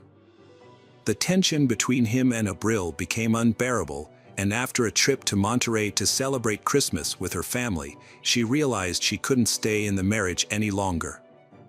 During the trip, Juan's anger boiled over, and he physically attacked Abril, grabbing her by the neck and strangling her. He had received a photo from the private investigator of Abril with a male colleague, which he mistakenly believed was her lover. In reality, the man was just a coworker. Abril decided not to engage with Juan's accusations and instead filed for divorce on January 4, 2019. They had already separated and planned to inform their children about their impending divorce. However, the situation took a violent turn one early morning. Abril was asleep when she was suddenly struck on the head with a baseball bat by her partner, Juan. Initially disoriented, Abril thought the ceiling had collapsed, but as her vision cleared, she saw Juan standing over her. She attempted to push him away and escape, but he overpowered her, prompting her to scream for help. Their 16-year-old son rushed to his mother's aid, quickly assessing the situation and intervening to prevent Juan from causing further harm. He managed to get Abril away from Juan and escorted her out of the house to seek emergency medical attention for her injuries. After the incident, Juan took to social media to share his side of the story. He made several posts claiming that Abril had been unfaithful, stolen his money, and wasted 26 years of his life. He also alleged that Abril had physically attacked him, stabbing him in the chest with a knife. To support his claims, he attached photos of the knife and what appeared to be bloodstains. One of Juan's friends responded by recording a video asking people to share the information. However, Juan's posts became increasingly bizarre. At one point, he even posted a message claiming that Abril had taken her life, despite being clearly alive. This move remains puzzling to this day. Meanwhile, Abril had been recovering in the hospital. After her discharge, she immediately filed a police report against her husband. The authorities sided with her, granting her custody of their 2 children and ordering Juan to pay 6,000 Mexican pesos, approximately $1,350, in monthly alimony. However, this amount was deemed insufficient to cover the costs of raising their 2 minors. After overcoming her initial fear and financial struggles, Abril began a new chapter in her life, driven by her determination to create a better future for her children.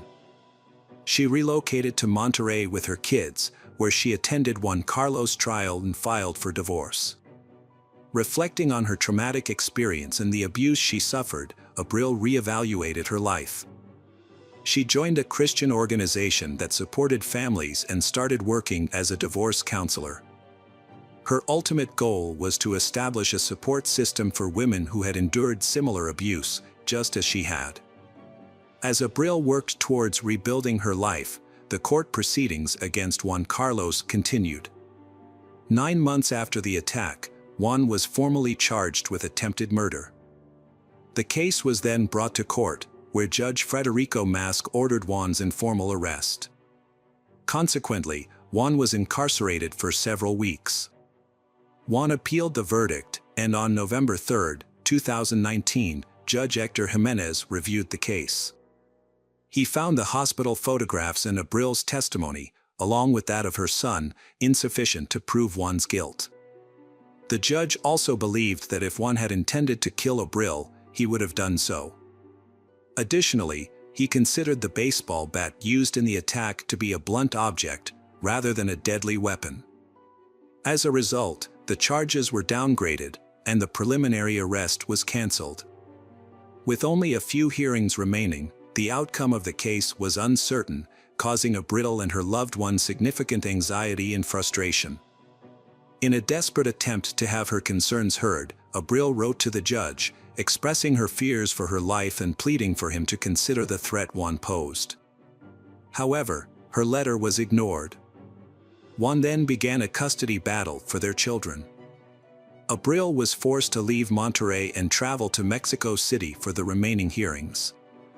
She also had to subject her children to psychological evaluations, as Juan had claimed in his lawsuit that Abril had manipulated them into rejecting him. A week before a critical court hearing, Abril sat down with her 3 children to express her love and wishes for their future.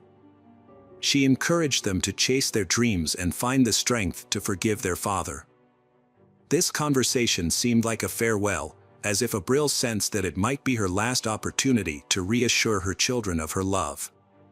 On November 25, 2019, Abril followed her ex-husband's instructions to avoid potential legal issues that could have led to her separation from her children. She traveled to Mexico City, coincidentally on the same day that thousands of women marched in the streets to commemorate the International Day Against Gender-Based Violence on March 19, 2021. The court reclassified a case involving violence against Abril, which occurred in January 2019, as attempted murder. This decision was made after Abril's relatives and the prosecutor filed several petitions for judicial review, ultimately leading to the cancellation of the original decision. 2 months later, on May 23, the remaining suspects in Abril's murder case were apprehended, including 3 women and 1 man. The investigation resulted in the issuance of 3 search warrants and 8 arrest warrants. During the first search, 48-year-old Amanda Vicente Rodriguez was taken into custody. A series of arrests were made in connection with a recent crime. In the Jardín de Morelos colony, 34-year-old Mabel Montelier Morena and 48-year-old Garcia Alicia Flores Valdez were taken into custody, and their mobile phones were seized. Another arrest was made in the Alvar Aragon colony in Mexico City, where 50-year-old Isa Jalil Castillo, also known as Aguirre or Alvar's godmother, was detained. At the same time, 9 gang members were apprehended, with 7 of them allegedly linked to the Abril case. However, one suspect, Juan Carlos, remained at large, prompting authorities to reissue a warrant for his arrest. General Prosecutor Ernesto Godoy explained that the initial warrant was for attempted murder, while the new one was for the actual killing of a woman. Despite efforts to locate Juan, he remained elusive. In a surprising turn of events, a man named Rolf, also known as El Chalón, contacted the authorities and claimed to have information about the case. During questioning, he revealed that he was the one who had actually pulled the trigger and taken Abril's life. The perpetrator, Rodolfo Daniel Bendis, eventually pleaded guilty to the crime. He claimed that Juan Carlos had promised to pay him $10,000 to carry out the crime. According to Bendis, Juan Carlos had contacted him while he was in pre-trial detention and provided him with the address of Abril in Mexico City. Juan Carlos allegedly instructed Bendis to spy on Abril and provided written instructions on how to commit the crime. He also promised to provide Bendis with a gun in Monterrey.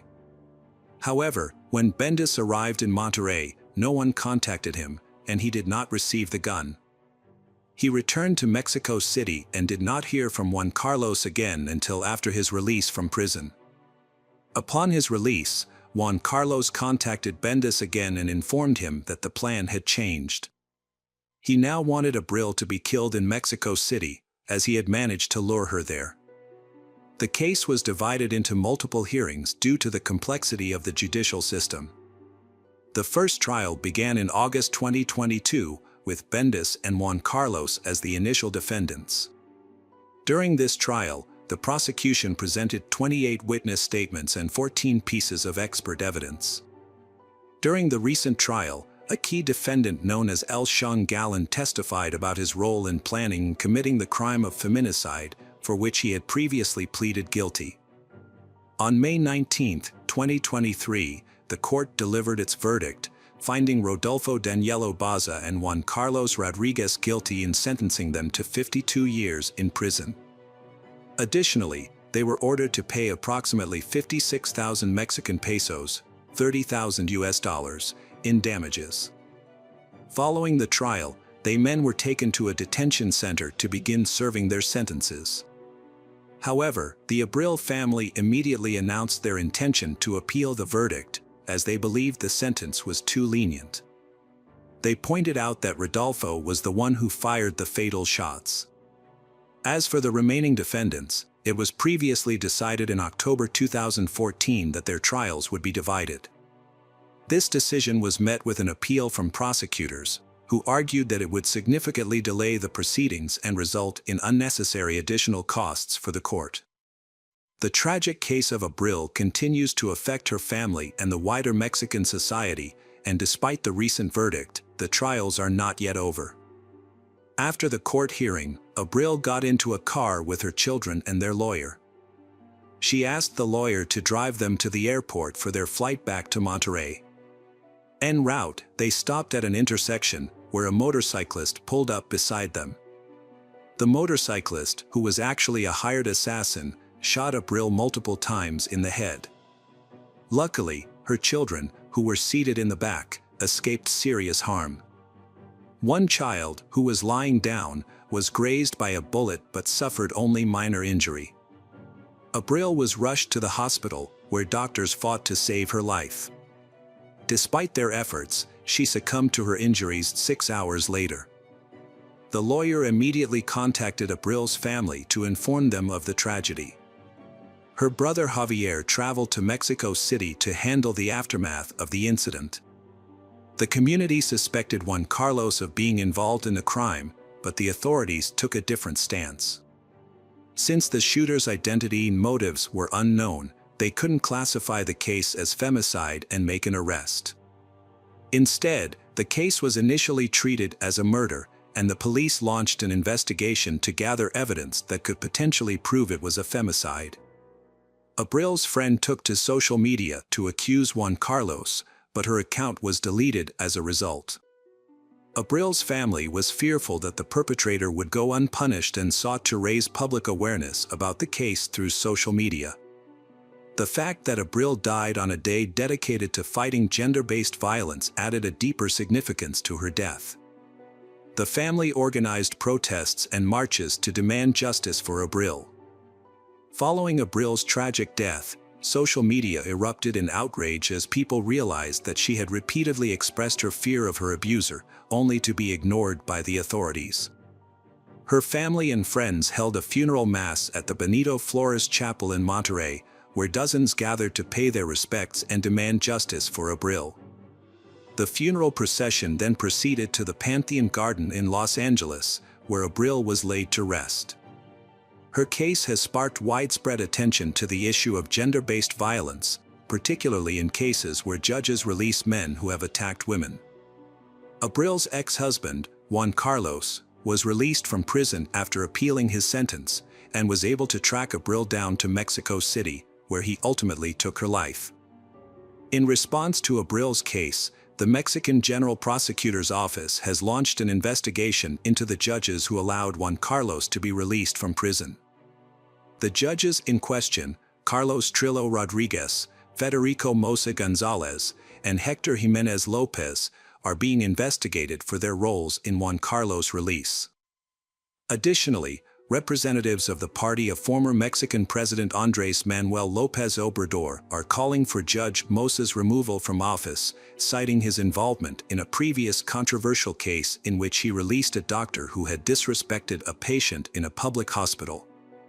The judge initially declined to charge Juan Carlos with femicide, instead only charging him with sexual violence, after which he was released from custody.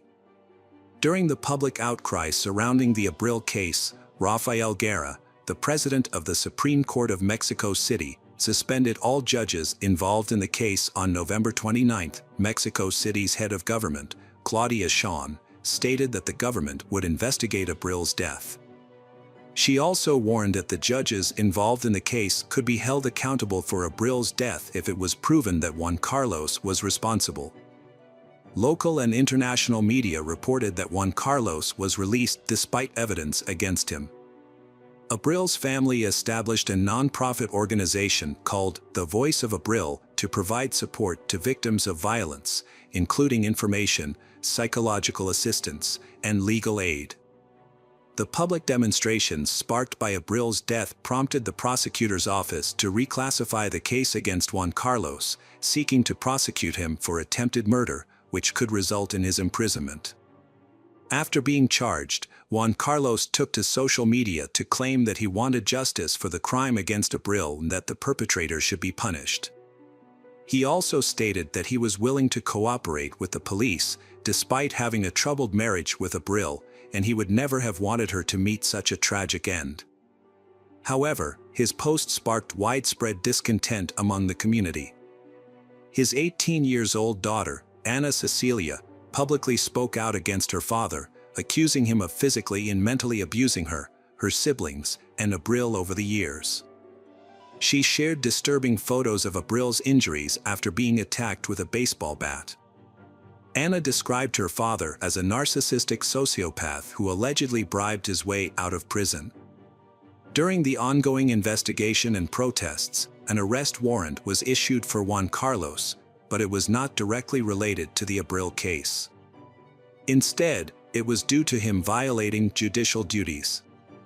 Although he was released on the condition that he would check in with the police station weekly, he failed to do so. After missing 2 court hearings, Judge Agustin Monra Gaspar Canal was left with no choice but to issue the order. Juan wrote a letter claiming he feared for his life and did not want to attend the hearings, stating he and his family had received death threats since Abril's death. He believed someone would seek revenge if he appeared in court. However, the judge rejected this excuse and issued an arrest warrant, also restricting Juan from leaving the country. The investigation continued, aiming to uncover the truth. A letter from Juan was discovered, in which he again denied involvement in Abril's death, claiming he never intended to harm her. He described the night of the incident, stating that Abril had initiated a fight, stabbing him in the side, and he had hit her with a bat in self-defense. The letter sparked outrage among those who heard it, with no one believing Juan's account. The investigation has revealed that Juan Carlos is the primary suspect in the case. Further investigation by the police has identified at least 7 other individuals involved in the crime against Abril. This conclusion was reached after reviewing surveillance footage from the area where the events occurred. The footage shows 2 cars following Abril as she left the courthouse. The drivers of these cars were in contact with the perpetrator who fatally shot Abril. After the attack, the perpetrator and their cars fled the scene. Although the identities of the pursuers were not yet known at the time, the investigation suggested that Juan Carlos may have been involved in the crime. According to investigators, Juan Carlos likely met these individuals while he was in prison and paid one of them to protect him. After his associates were released from prison, Juan Carlos was also released. He then paid them to kill Abril. Notably, Juan Carlos was the only one who knew Abril's route to Mexico City, as he had requested to meet her. After the shocking details of the case became public, no law firm was willing to defend the suspect, Juan Carlos. Meanwhile, Abril's loved ones and colleagues cooperated fully with law enforcement, providing any information that could aid in his capture.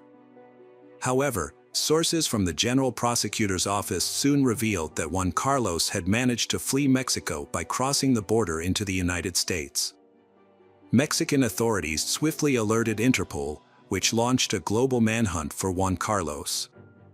As a result, he became a wanted man in over 151 countries, with authorities determined to apprehend him at all costs. By the end of January 2024, the case had gone cold, with no new leads or updates. For years have passed since Abril's tragic death, yet the true perpetrators remain unpunished. Her children are now living with her family on the outskirts of Mexico City, holding on to the hope that justice will eventually be served. The question on everyone's mind remains, where is Juan Carlos? His capture is still the top priority for the authorities.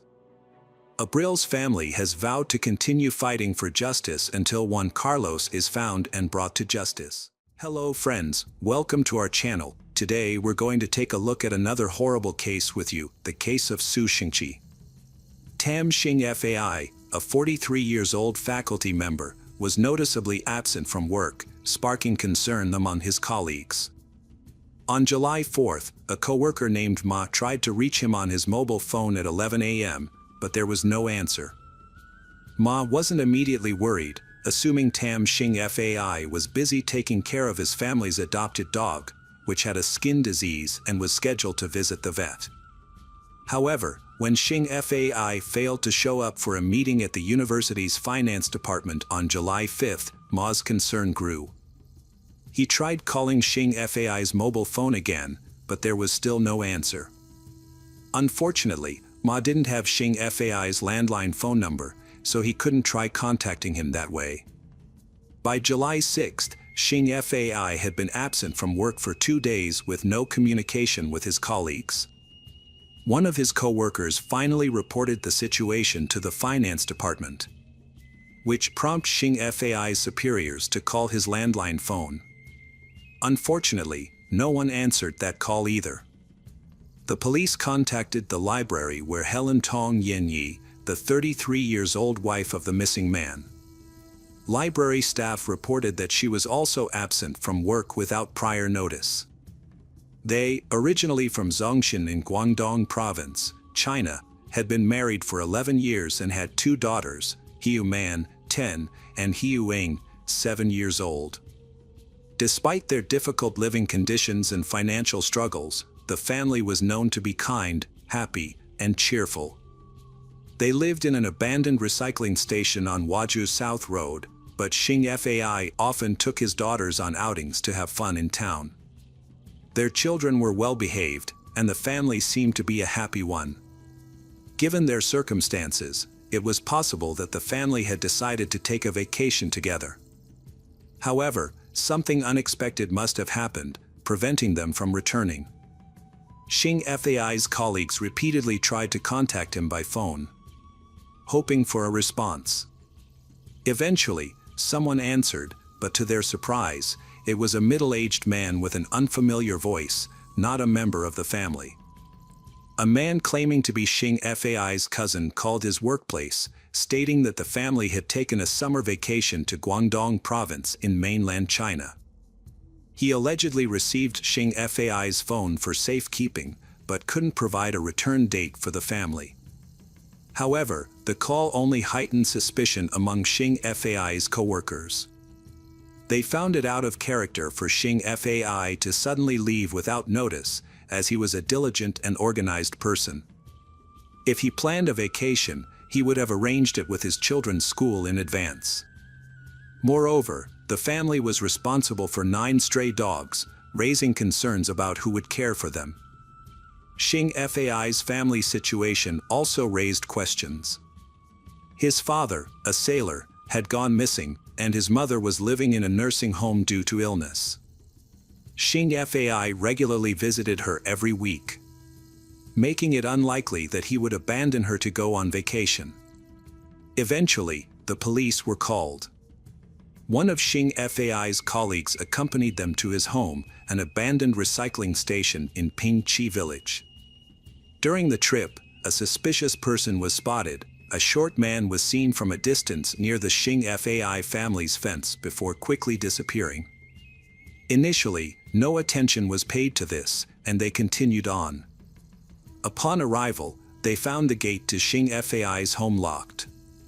The police investigated the property and interviewed the neighbors. The abandoned recycling station covered a large area of approximately 450 square meters, but most of it was empty space, about 350 square meters of flower beds. The construction area was only about 90 square meters, and the building was constructed illegally. The original owner had built several tin houses on the site, using it as a waste recycling facility. A stone house on the opposite side was used as a pig farm, with very few people living in the area. As a result, the police only had one neighbor to question, an elderly woman named Wong who lived alone across the street. Wong claimed to have known the family's schedule and reported that they usually tended to their garden in the afternoon. Sue Wong had limited knowledge of the family's personal lives, mainly due to their remote location. She was aware that the family didn't receive many visitors, and the only relative she knew of was Xing Fai's cousin, Su Xingqi. Wong didn't have information about Su Xingqi's address or that of Xing Fai's uncle, who supposedly lived in a nearby stone house. When the police questioned Xing Fai's colleague, they learned that a cousin had answered Xing Fai's phone, leading the police to believe it was Su Xingqi. However, Wong clarified that she didn't know Su Xingqi's address. She did report hearing cries for help from the house on July 5. In response, the police conducted door-to-door inquiries in Pingqi village and eventually tracked down a man matching Wong's description at a stone house on Waju Road. The man, 42 years old Zhu Shenqi, confirmed that he was Xing Fai's cousin and stated that he occasionally visited the family home to help with renovations and gardening. When questioned about the phone call, Su Xingqi maintained that the family had gone on vacation to China. On July 5, Xing Fai visited his mother at the nursing home and then returned home to inform Su Xingqi that he planned to travel to Danyuan, China for a few days. Due to the high roaming fees, Xing Fai asked Su Xingqi to hold on to his Hong Kong mobile phone until he returned. The person seen fleeing the scene by police and Xing Fai's colleague was actually Su Xingqi, who was leaving after feeding the family dogs. Su Xingqi's behavior and expressions were observed, and he appeared to be telling the truth.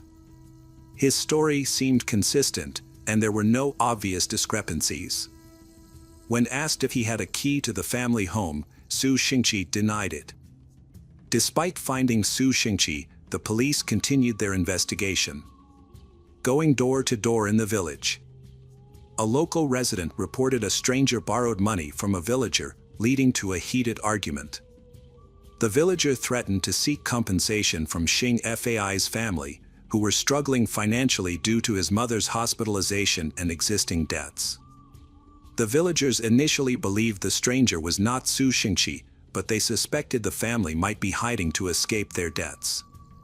However, when the police inquired about Su Xingqi, the villagers revealed that he had been dishonest. They confirmed that Su Xingqi regularly visited the Xing Fai's home to perform maintenance and repairs, and he was always able to enter the house on his own, even when no one else was present. This information led the police to conclude that Su Xingqi must have had a key or access to the home Xing Fai's. In fact, he did have a key, which Xing Fai had given to him, as witnessed by Wong. When the police asked Su Xingqi for the key, he initially denied owning one, claiming he used a spare key for renovations that he had returned. However, his demeanor had changed, and he was avoiding key details. When the police threatened to search his home, Su Xingqi became agitated and suddenly remembered another house key that he had not returned. He retrieved the key from his dresser and handed it over to the police. Although Su Xingqi's behavior was suspicious, there was no direct evidence linking him to the family's disappearance. As a result, the police placed him under surveillance while continuing their investigation. During their investigation, police used a spare key to enter the home, where they found a scene of disarray and evidence of a ransacking. Fresh blood stains on the walls suggested that a violent incident had occurred on the property. The presence of a sink full of dirty dishes in the kitchen raised suspicions about the family's claim to have traveled to China, as it seemed unlikely they would have left their home in such a state before departing. A search of the master bedroom turned up the family's identification cards in a dresser, which prompted the lead investigator to contact the border crossing office. The office reported that the family had not left Hong Kong. Further investigation of the house uncovered a blood-stained shirt in a side room and a blood-stained plastic water pipe in the corner.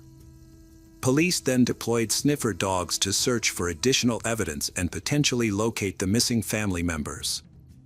The dogs detected a scent and discovered blood stains under recently disturbed soil 9 meters away.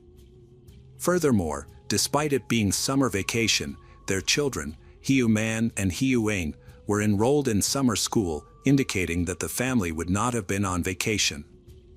It became clear that the family had been victims of a crime, so a special team was set up to investigate.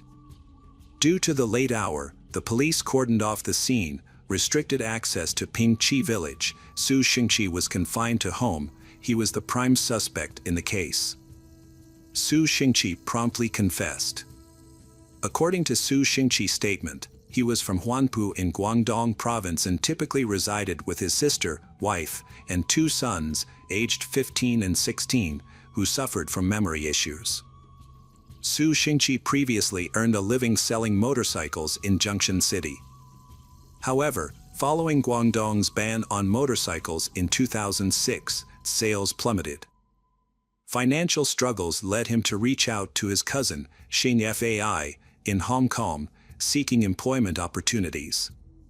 Xing Fai helped Su Xingqi secure a construction job that provided a daily salary of 500 Hong Kong dollars, including accommodation and meals. After working for half a month, Su Xingqi became dissatisfied with his salary, which was reduced to 220 Hong Kong dollars due to company deductions. He impulsively quit his job and returned to China. However, in 2007, a typhoon damaged his home, and he needed money for repairs. Su Xingqi asked Xing Fai to help him find work in Hong Kong again. When Xing Fai couldn't find him a job, he proposed an alternative arrangement. Xing Fai would pay Su Xingqi from his own salary to help with household chores and repairs at his home. Su Xingqi accepted this offer and began traveling to Hong Kong every other month to work on Xing Fai's home and garden. Su Xingqi claims that he and Tong Yanyi, Xing Fai's wife, began a clandestine romantic relationship. However, Xing Fai discovered their relationship on July 3rd. On July 5th, Su Xingqi accompanied Xing Fai to a nursing home to visit his mother. Su Xingqi snuck out of the nursing home to return home and continue his affair with Yanyi. Unexpectedly, Xing Fai returned home early and, in a fit of rage, physically confronted Su Xingqi. In a state of panic, the man grabbed a 25-centimeter long fruit knife and stabbed Xing Fai until he fell to the ground, dead. Overwhelmed by what had just happened, he wanted to turn himself in to the police. However, Su Xingqi refused to let that happen. Since he couldn't change his mind, Su Xingqi decided to kill Xing Fai. Su Xingqi found some wires in the corner of the room, charged at him, knocked him to the ground, and tied his hands behind his back. Su Xingqi then covered Xing Fai's mouth and nose with tape and put a plastic bag over his head. Before this, their 2 children were in their bedroom watching cartoons. They heard the commotion and their parents warning to run away, but instead, they ran towards their parents and saw their father dead and Su Xingqi in the process of killing their mother. The children ran back to their room, crying, and locked the door. Since the parent was already tied up, Su Xingqi left to pursue the children. Su Xingqi picked up a pair of pliers, opened the door, and used more wires to restrain the children. He tied their hands behind their backs, covered their mouths and noses with tape, and put plastic bags over their heads. The children, Hiu Eng and Hiu Man, also suffocated shortly after. After killing the whole family, Su Xingqi was at a loss of what to do next. He turned to his home to think it over. He thought that hiding them in a ditch or body of water would be too easy to find, and that dismembering them would be too exhausting and time-consuming. So he settled on burying them on their own property. On July 6th, he returned to the home to try and clean up as many blood stains as he could find. He then got to work on digging the hole. He dug a hole deep and wide enough to hold the family of 4 and quickly placed their bodies inside of it. He also disposed of the murder weapons in the pit before filling it back in. The police believed Su Xingqi's story, despite being skeptical about his motive, and took him to the location where he claimed the crime had taken place. He pointed out the spot where the sharp knife, water pipe, iron pliers, and other tools used in the crime were hidden. On July 7th, the police called in the fire department to assist in unearthing the remains. The firefighters arrived with excavation tools and gas masks, as the bodies were buried near a septic tank. However, they quickly encountered a problem when they hit a layer of cement while digging. It turned out that Su Xingqi had failed to mention in his confession that he had filled the pit with cement before covering it up. The firefighters were unable to break through the cement with their tools, and the police had to call in a private engineering company for assistance. The engineers arrived with high-grade tools and began drilling through the concrete slab. However, when they reached a point where they saw human hair, they became uneasy and refused to continue digging, not wanting to encounter a dead body. It took the police 13 hours to persuade them to resume the excavation. After excavating the pit, authorities found it to be 2.5 meters wide and 6 feet deep. The bodies of the 4 family members were discovered at the bottom, all barefoot and wearing only t-shirts and shorts. Xing Fai's body was at the very bottom. His hands and feet were bound with electric wire, and he had multiple stab wounds to his abdomen, back, and neck, with his clothes stained red with blood. The other family members were similarly bound with electric wire. Yanyi's mouth and nose were covered with tape, her hands and feet were bound, and her face was distorted. 2 family members, Hiu Man and Hiu Ing, showed no obvious signs of trauma, leading police to suspect they may have been buried alive. Su Xingqi was formally arrested and interrogated. During the interrogation, he altered his confession. He admitted that he lied about the affair. Shan Hui kicked Su Xingqi out of the house and banned him from returning. Despite this, Su Xingqi came back to apologize and was surprisingly forgiven by Xing Fai. Su Xingqi returned to the house on July 3rd to start working, and it seemed that his relationship with Xing Fai had been repaired. However, on July 4th, Su Xingqi attempted to molest a family member. Su Xingqi fled the house in a rage, not wanting to alert the neighbors. The next day, Su Xingqi tried to force his way into the house again, claiming he wanted to apologize. However, Xing Fai had anticipated this and returned home early. They got into an argument, which escalated into Su Xingqi stabbing Xing Fai. Su Xingqi's later confession matched his initial one, but with the additional detail of filling a makeshift grave with cement. However, after the bodies were taken away for autopsy, it was discovered that Su Xingqi's account of the events was inaccurate. The autopsy revealed that Xing Fai's murder was more brutal than initially described. Xing Fai had sustained 9 stab wounds to the head and neck, nearly 80 stab wounds to the body, and 10 stab wounds to the hands and feet. Contrary to Su Xingqi's claim, Xing Fai was strangled, not suffocated with a plastic bag. Hiu Ying's cause of death was the only accurate part of Su Xingqi's account. Forensic analysis of the home found at the cutlery and dishes did not have the family's DNA on them, but they did have Su Xingqi's DNA. This suggested that Xing Fai was not killed in the kitchen, but rather elsewhere in the house. The investigation also revealed that the murder was premeditated, as the cement used to bury the bodies had been purchased by Su Xingqi prior to the murder. Furthermore, the weapon used was not a kitchen knife from the family, but rather one belonging to Su Xingqi.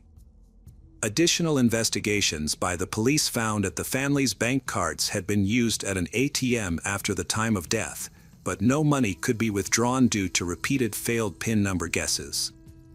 The cash and bank cards belonging to the family were also missing.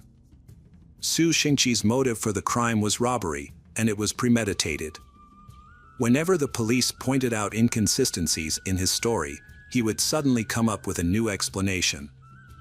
According to Su Xingqi, his family's ancestral home in China needed urgent repairs, and his 2 children required 100,000 in cash to cover their school fees.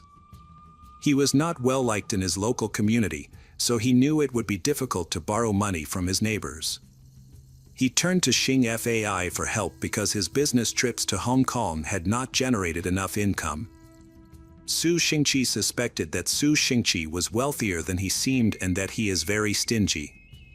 The reason for his low salary during his time working for Xing Fai was that they were exploiting him for low-cost labor.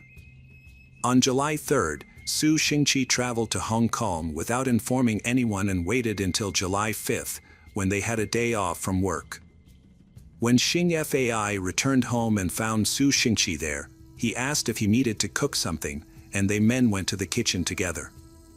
Su Xingqi asked to borrow 1 million Hong Kong dollars, but Xing Fai rejected the request.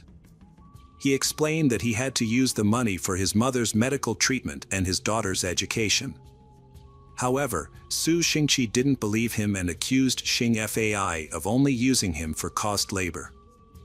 Xing Fai became angry and ordered Su Xingqi to leave. As Xing Fai turned his back, with a concealed knife on, Xingqi attacked him from behind, covering his mouth and stabbing him. Su Xingqi then restrained in Hiu Ying and Hiu Man and began searching the house for cash and bank cards. He demanded to know the password for the bank cards, and Xing Fai intentionally gave him a fake password. Su Xingqi didn't realize this at the time. Su Xingqi claimed that he had killed others by covering their mouths and noses with tape and putting a plastic bag over their head. However, when he went to the nearest ATM to withdraw cash, he discovered that the PIN number he had been given didn't work, and realized that Xing Fai had lied to him. Upon returning home, Su Xingqi discovered that everyone had suffocated to death in his absence. He found the food he and the others had been preparing and decided to eat it next to the 4 corpses while contemplating how to dispose of the bodies. After stealing $6,000 in Hong Kong dollars from Xing Fai's body, Su Xingqi buried the corpses and tools in a small pit, then went to sleep at Xing Fai home. The next morning, Su Xingqi realized that the smell from the bodies might lead to their discovery, so he bought cement and returned to the home. He dug up the pit, poured in the cement, and refilled the hole. Su Xingqi then stayed at the home to answer any calls to Xing Fai's cell phone or house phone, telling callers that he was taking care of things while the Xing Fai family is on vacation. However, Su Xingqi did not expect his ruse to be uncovered so quickly. Even later, he continued to lie about many details, including when he bought the cement and the cause of Yan Yi's death. At this stage, the police didn't think they needed to continue obtaining an accurate confession. In their opinion, they had collected enough evidence to proceed. The trial took place at the Hong Kong High Court on October 28, 2010. Su Xingqi initially pleaded not guilty and altered his previous statement. He claimed that his original story about the affair was true, and that Xing Fai was killed in self-defense, while Hiu Man and Hiu Ying were killed accidentally. The defendant stated that he had falsely confessed to extortion and murder brutality, which included physical abuse and suffocation. On November 23, the jury delivered a unanimous guilty verdict for the murders of Xing Fai and Yan Yi. However, the defendant was acquitted of murdering Hiu Ying. Despite this, the defendant received a life sentence for the 3 counts of murder and 1 count of manslaughter. The presiding judge criticized the defendant, describing him as lacking a conscience and being unrepentant. The judge also accused the defendant of fabricating the self-defense story and affair to tarnish the victims' reputations. After Xing Fai's family death, who lived in Hong Kong, surprisingly defended him. They accused Xing Fai of being a hypocrite and the real villain. According to them, Xing Fai was exploiting Su Xingqi for cheap labor and taking his money. However, the neighbors and residents of Pingqi village were outraged by these claims, forcing Su Xingqi's family to move back to China to avoid the backlash. The crime was considered one of the most shocking in Hong Kong's history. The community showed an outpouring of support for the family Xing Fai's, with many visiting their home to offer condolences. Netizens also raised more than enough money to cover the funeral expenses. Additionally, the family's 9 stray dogs were adopted by another family. Every year on July 5th, the adoptive family would take the dogs for a walk in Pingqi village, near the home of their former owners. On August 9, 2022, 55 years old Su Xingqi passed away in Hong Kong's Stanley Prison due to liver cancer. Hello friends, welcome to our channel. Today we're going to take a look at another horrible case with you. The case of Ana Rosa Barrera. Ana Rosa Barrera, a 40-year-old woman. She lived in a commune in the Santa Maria department, near Córdoba City, in the province of Córdoba, Argentina. People close to her described Ana Rosa as a courageous and adventurous person who was not afraid to start over and move forward with determination. Reports indicate that Ana Rosa lived in a tent for 4 years, although the reasons for this are unclear.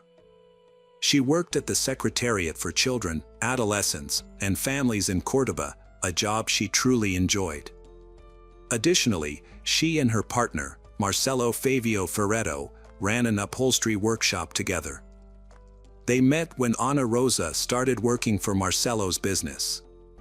By 2017, Ana Rosa and Marcelo had been in a 10-year relationship. They shared a common interest in Reiki, a practice that involves using the palms to promote physical, mental, and spiritual well-being. Despite this common point, they still have problems in the relationship. Ana Rosa and Marcelo each have 4 children from previous relationships. As for Ana Rosa's family, her parents, brothers, and sisters reside in Córdoba.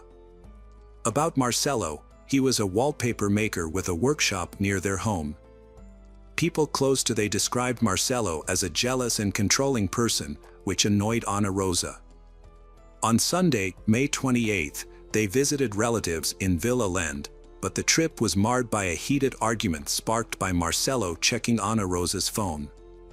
The argument continued at their home, with neighbors hearing them shout and insult each other until the early hours of Monday morning.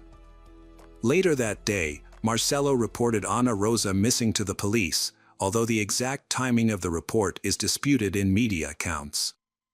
Most reports agree that Marcelo filed the report at the 18th police station on Tuesday, May 30th. According to Marcelo, claimed to have woken up at 6 a.m. on Monday to find Ana Rosa already gone, which he thought was unusual since she typically got up early to feed their dogs before leaving the house. He repeated this account to both the police and the media.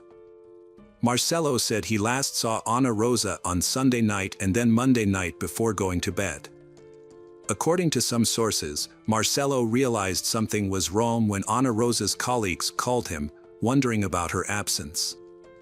They knew she would never miss work without a good reason. Marcelo recounted the events leading up to her disappearance, saying that on Monday, he came across Ana Rosa's white Chevrolet while running an errand at the local pharmacy. Not long after, police discovered an abandoned car on Rainier Avenue outside a beauty salon in the Santa Isabel neighborhood. The location is about halfway between their home and Ana Rosa's workplace. Inside the car were her belongings and keys, but her cell phone was nowhere to be found. According to Marcelo, he tried to contact her, their friends, and their children also left messages, but no one received a response. The last message Ana Rosa sent via WhatsApp was at 10:40 p.m. Sunday, May 28. Ana Rosa's relatives all said that the circumstances surrounding Ana Rosa's disappearance are unclear. Marcelo has maintained regular contact with police since filing the report and has also attempted to locate Ana Rosa through social media and news outlets.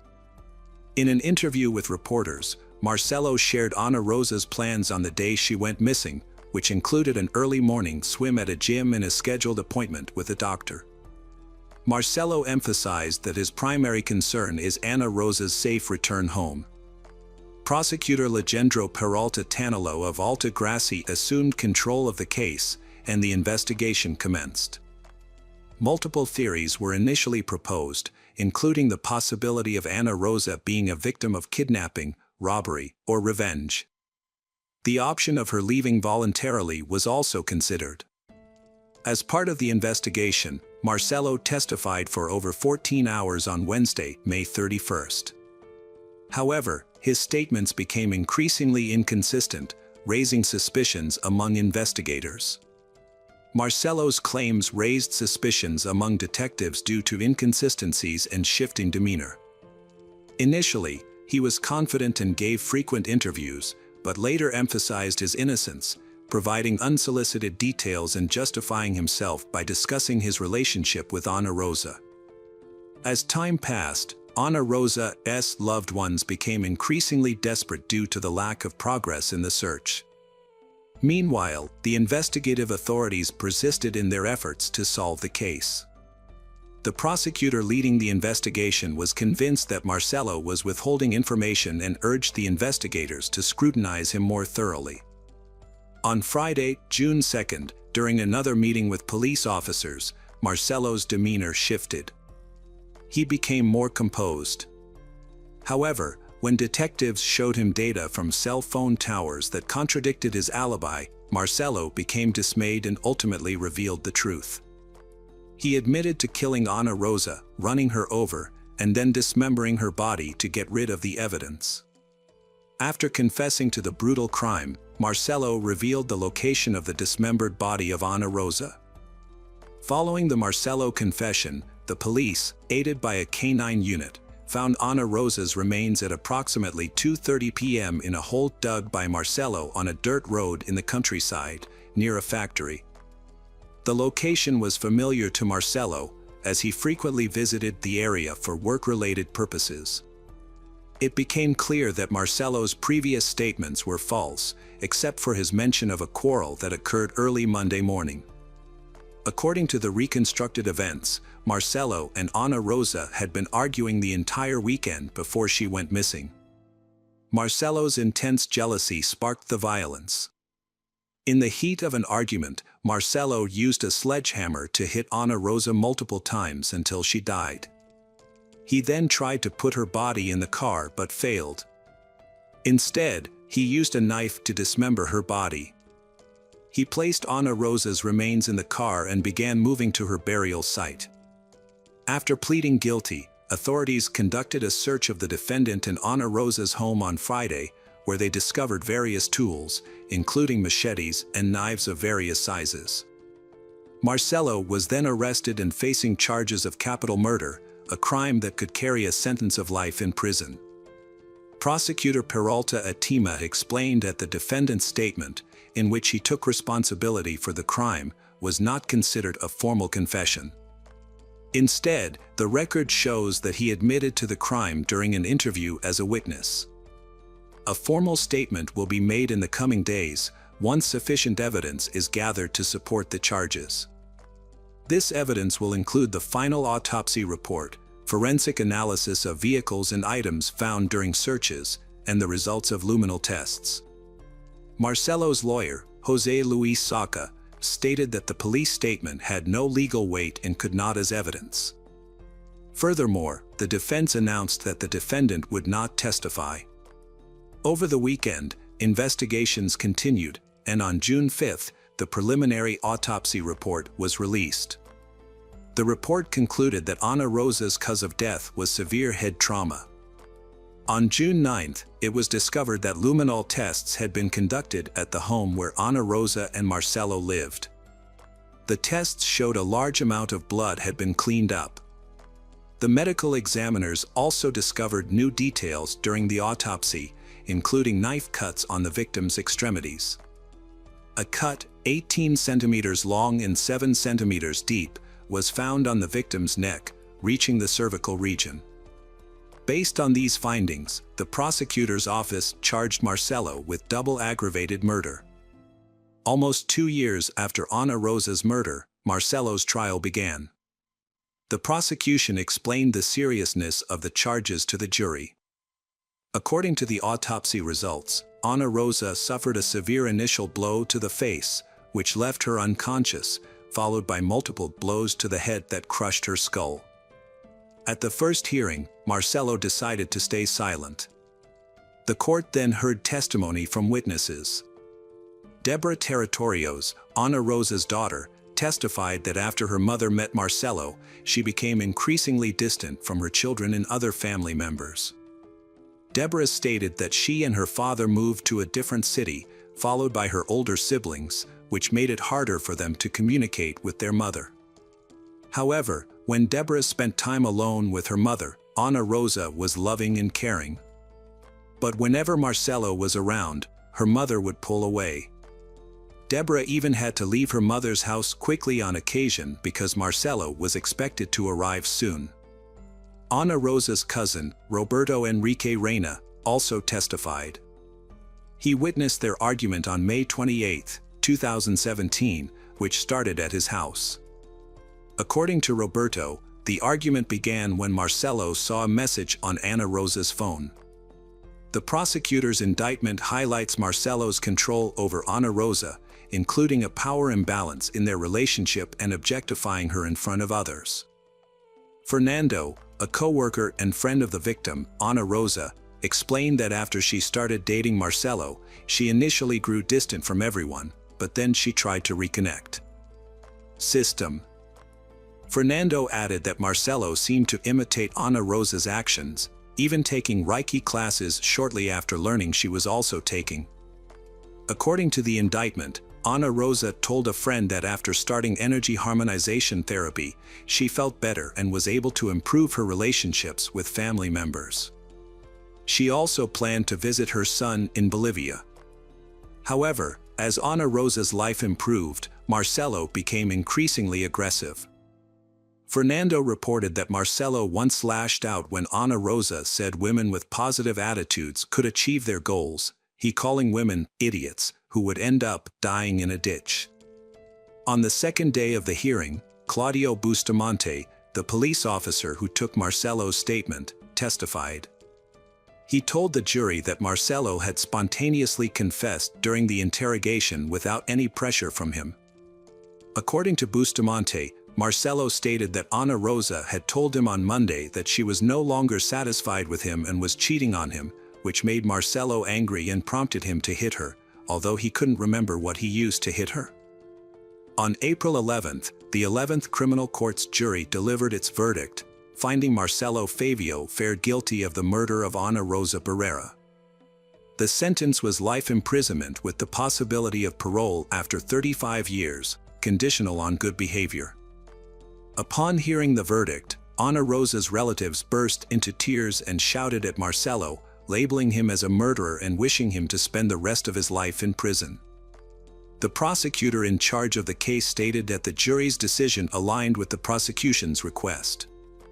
The evidence showed that Marcelo Favio Fair had acted with full awareness and premeditation in planning Ana Rosa's murder. According to the prosecution, Marcelo's attempt to appear mentally unstable at the time of the crime was a tactic to evade the maximum sentence. Hello friends, welcome to our channel. Today we're going to take a look at another horrible case with you. The case of Vashti Seacat.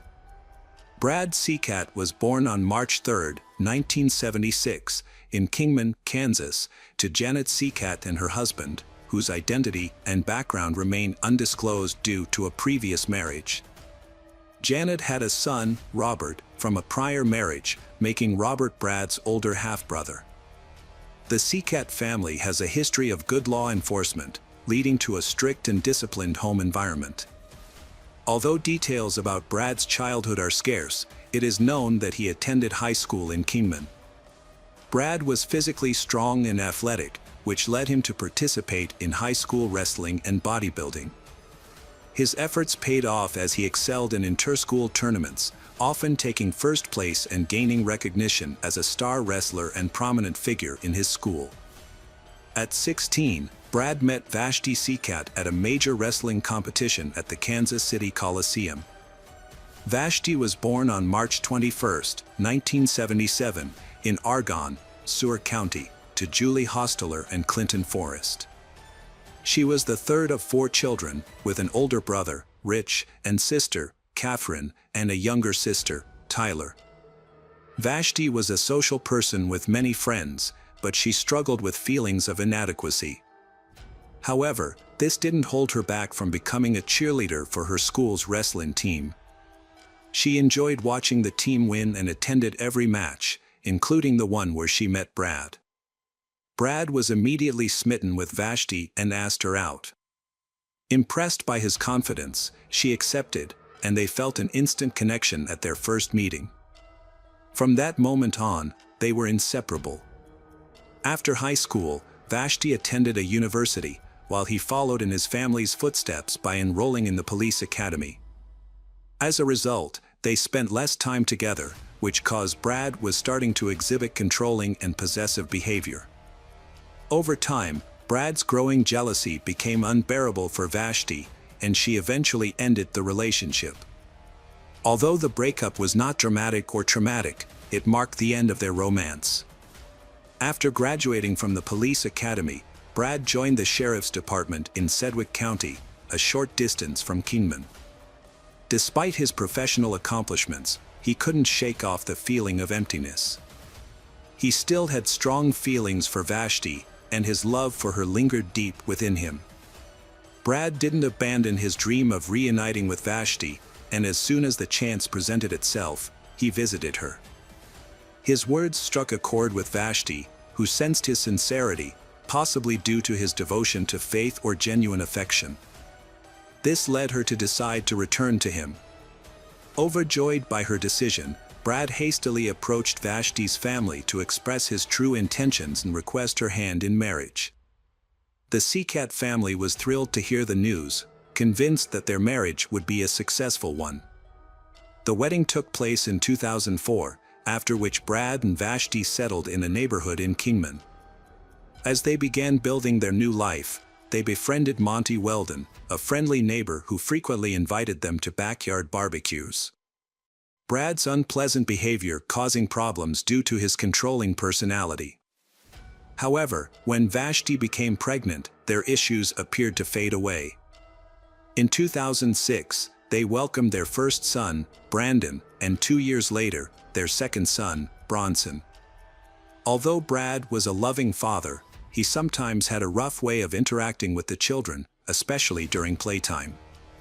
He treated the children like adults and occasionally showed a more aggressive side. Brad's behavior was concerning. He once beat a prisoner by hitting his head against a concrete wall, causing a fractured skull and brain damage. The prisoner later died from his injuries. Brad was sued for using excessive force, but his boss, Sheriff Gary Steve, supported him, and the charges were eventually dropped. The prosecutor's office and the Kansas Bureau of Investigation dismissed the complaint, clearing Brad of any wrongdoing. Brad showed no remorse for his actions and even admitted to his colleagues that he liked to use violence, especially against individuals he considered bad people. On a separate occasion, Brad and another officer restrained a defendant who became unruly and resisted being removed from the courtroom for contempt of the judge. This incident earned them recognition, and the police chief awarded both officers bronze medals for their actions. On the other hand, Vashti wants to pursue her career despite her love for her children. She searched for a job and succeeded with her efforts. She became the new Human Resources Director at Vito Communications Company. However, Brad seemed unhappy about her new role. He wants Vashti to focus only on family work and her children's education. As a result, he started complaining about Vashti spending too much time at the office. The number of arguments between Vashti and Brad increased significantly.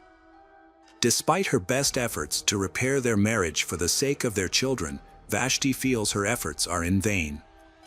She had a feeling that their situation would eventually end in disaster.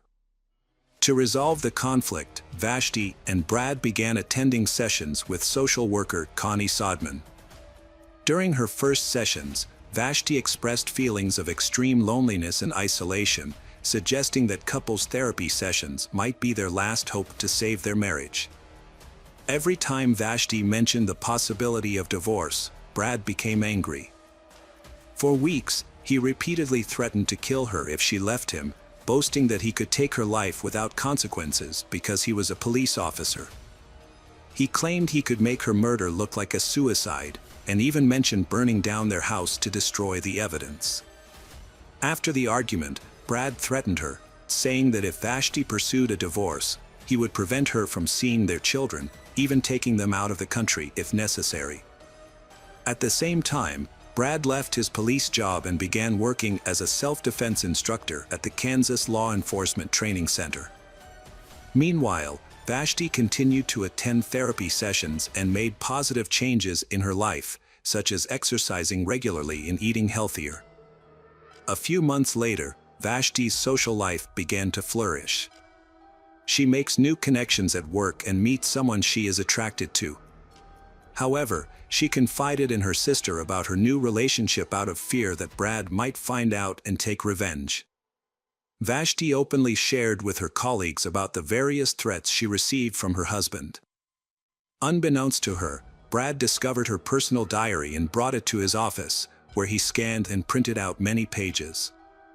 He then spends his days researching topics including suicide, fire injuries, and the difference between murder and suicide.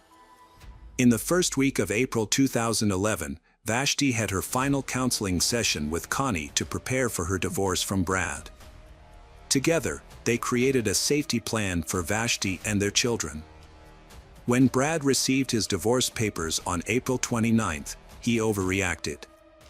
After discovering the papers, Brad finds a projector in the pantry and uses it to enlarge a handwritten note from Vashti's diary. At the same time, he also wrote a farewell message to his children. What's amazing is that he also printed out documents on how to disguise a murder as a suicide. Additionally, Brad asked the maintenance staff how to properly destroy computer hard drives, and he used a blowtorch to destroy them because they contained images that were unfavorable to him. Then he threw the rest in the trash. Later that day, Brad bought gas at a convenience store and put it in his truck. That evening, he asked Vashti if he could spend the night at home to say goodbye to his children and promised to leave the next morning.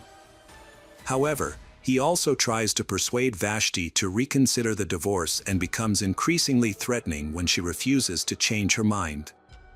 Vashti and Brad had a disagreement that evening, which resulted in Vashti going to bed exhausted around 3:15 a.m. Meanwhile, Brad entered the bedroom with a gun and shot Vashti in the neck. A neighbor who was awake and watching TV thought she heard gunshots but felt it wasn't concerning enough. Brad then staged his suicide by placing the gun next to Vashti's body. He poured gasoline into the hallway and upstairs bedroom and took Vashti's phone to call himself, creating an alibi.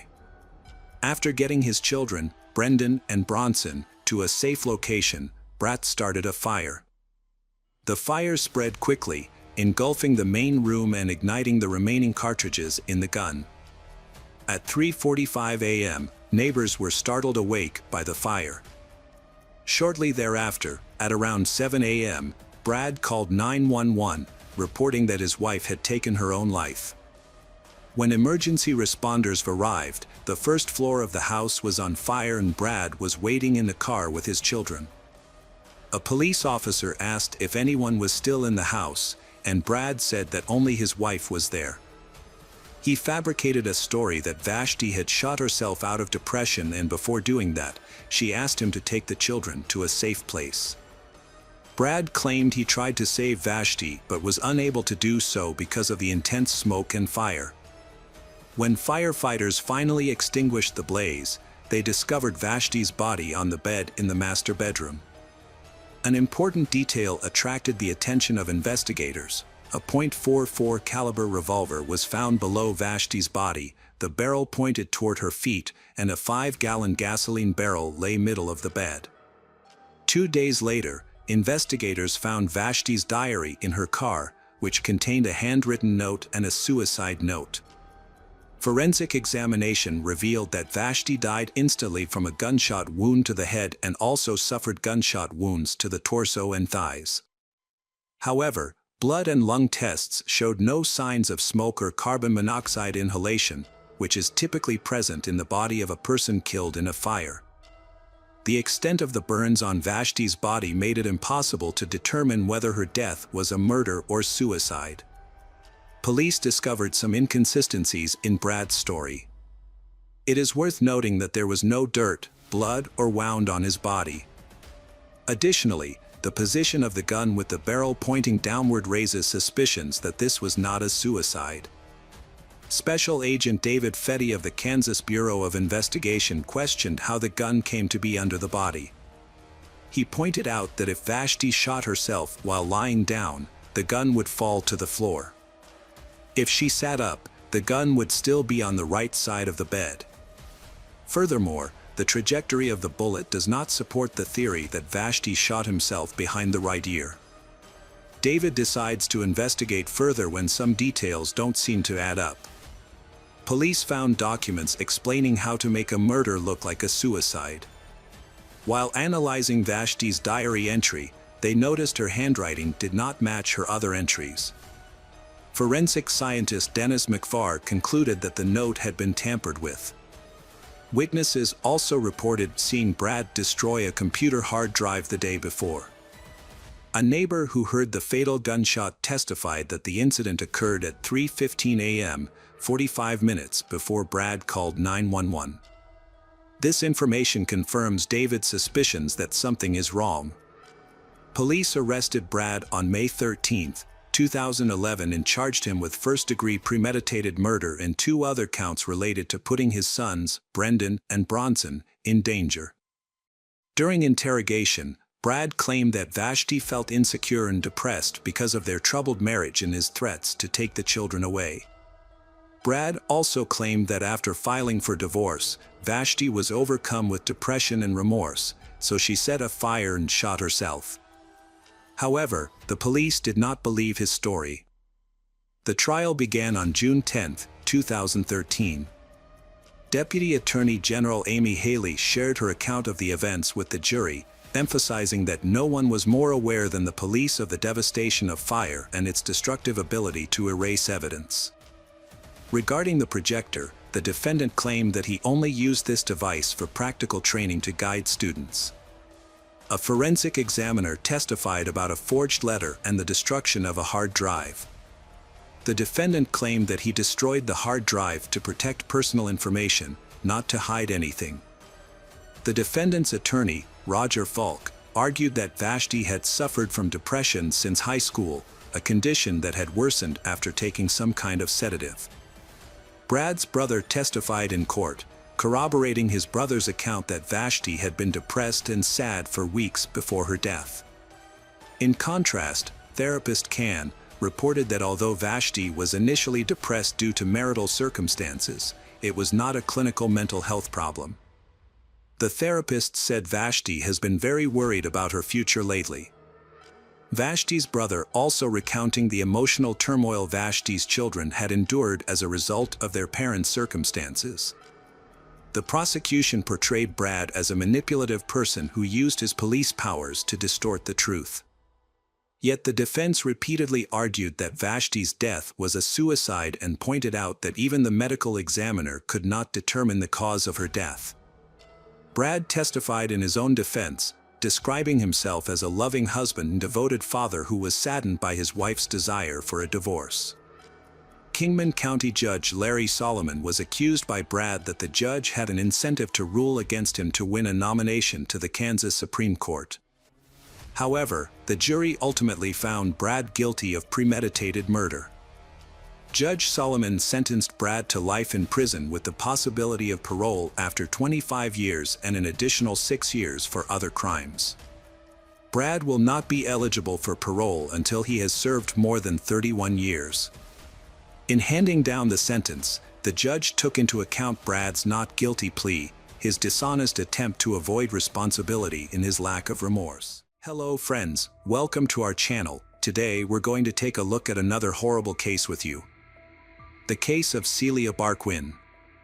On Monday, September 17, 2018, in Ames, Iowa, the weather was warm and clear.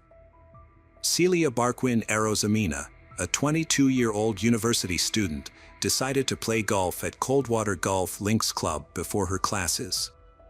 During her drive to the course, she spoke with her mother, who expressed concern for her safety.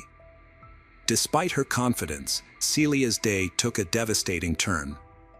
Although the golf course was crowded, she became the victim of a horrific crime.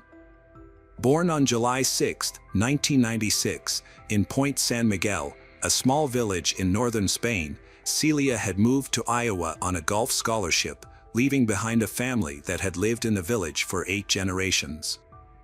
Celia, a talented athlete, had numerous university options offering her a tuition-free education. However, she chose to attend a university in Ames, Iowa, a quiet and cozy town with a population of 65,000, which reminded her of her hometown in Spain. At the time, she had no idea that this decision would have severe consequences and that Ames would become her final refuge. Celia was very close to her family, who remained in her home country. Her parents, Maria Rosa and Marcos Barquin, had 2 children, Celia and her sibling Andres. Her father worked as a butcher, while her mother initially worked in a clothing store as a salesperson. After the children were born, she became a full-time homemaker, dedicating herself to raising the children and managing the household. The family lived a modest life, but they were a close-knit and supportive one. Their children's well-being and education were their top priority. Andres pursued a career in law, while Celia, who had a natural talent for golf, earned a scholarship to study in the United States. Celia had a clear goal in mind: to buy a house for her family and take care of them. To achieve this, she worked hard and practiced diligently to excel in her sport. Her efforts paid off, earning her numerous titles and awards in various competitions. Notably, she won the European Women's Amateur Championship in Slovenia in June 2018, came in second in the European Women's Team Golf Competition, and was crowned the 2018 Confederation Big 12 Women's Golf Champion in the United States. She was also named the 2018 Iowa State Athlete of the Year.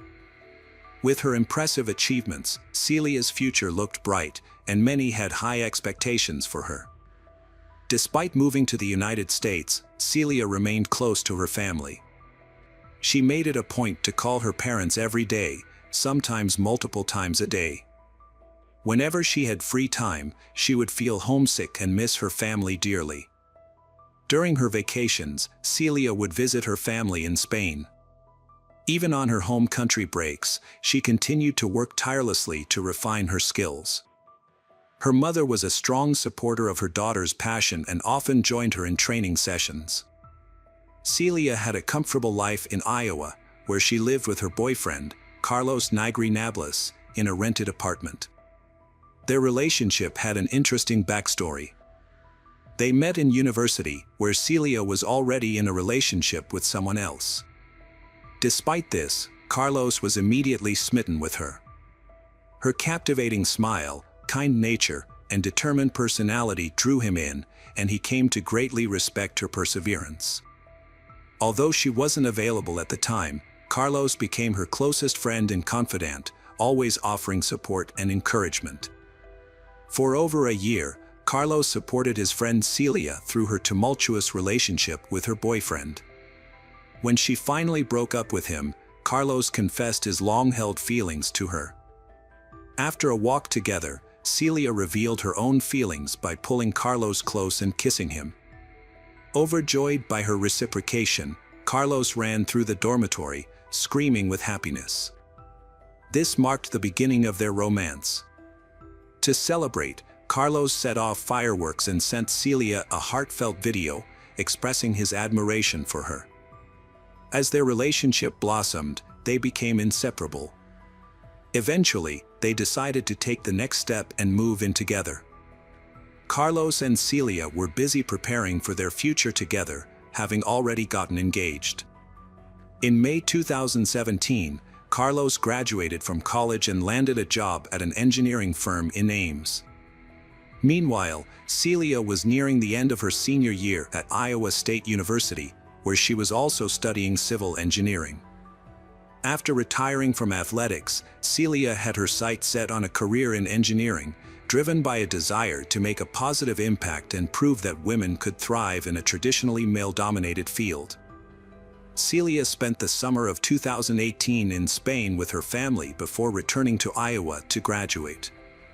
As a member of the Iowa State women's golf team, she was a promising athlete who also competed individually. She was preparing for an upcoming competition, but her plans were about to take a devastating turn. On September 17, 2018, Celia arrived at the golf club after speaking with her mother. The staff, familiar with the talented athlete, informed her that a group of 15 older men from Des Moines would be playing golf at 8:45. The group was assigned to the starting line near the first 4 holes.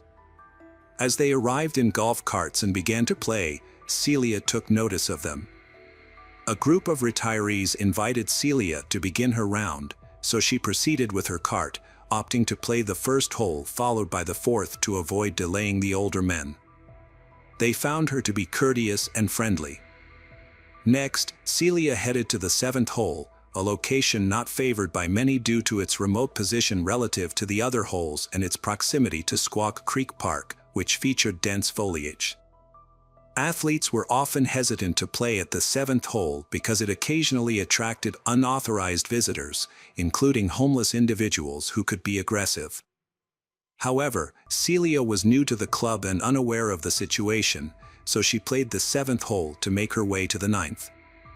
The route involved crossing a bridge on a broad path before navigating a wooded section, a place one coach described as eerily similar to the atmosphere of Sleepy Hollow. At 10:30 a.m., a group of 15 people made their way to the area where Celia's belongings were left. To their surprise, her cart was still there, but Celia was nowhere to be found. The group decided to investigate further as they found it unusual that she didn't reappear after 10 minutes.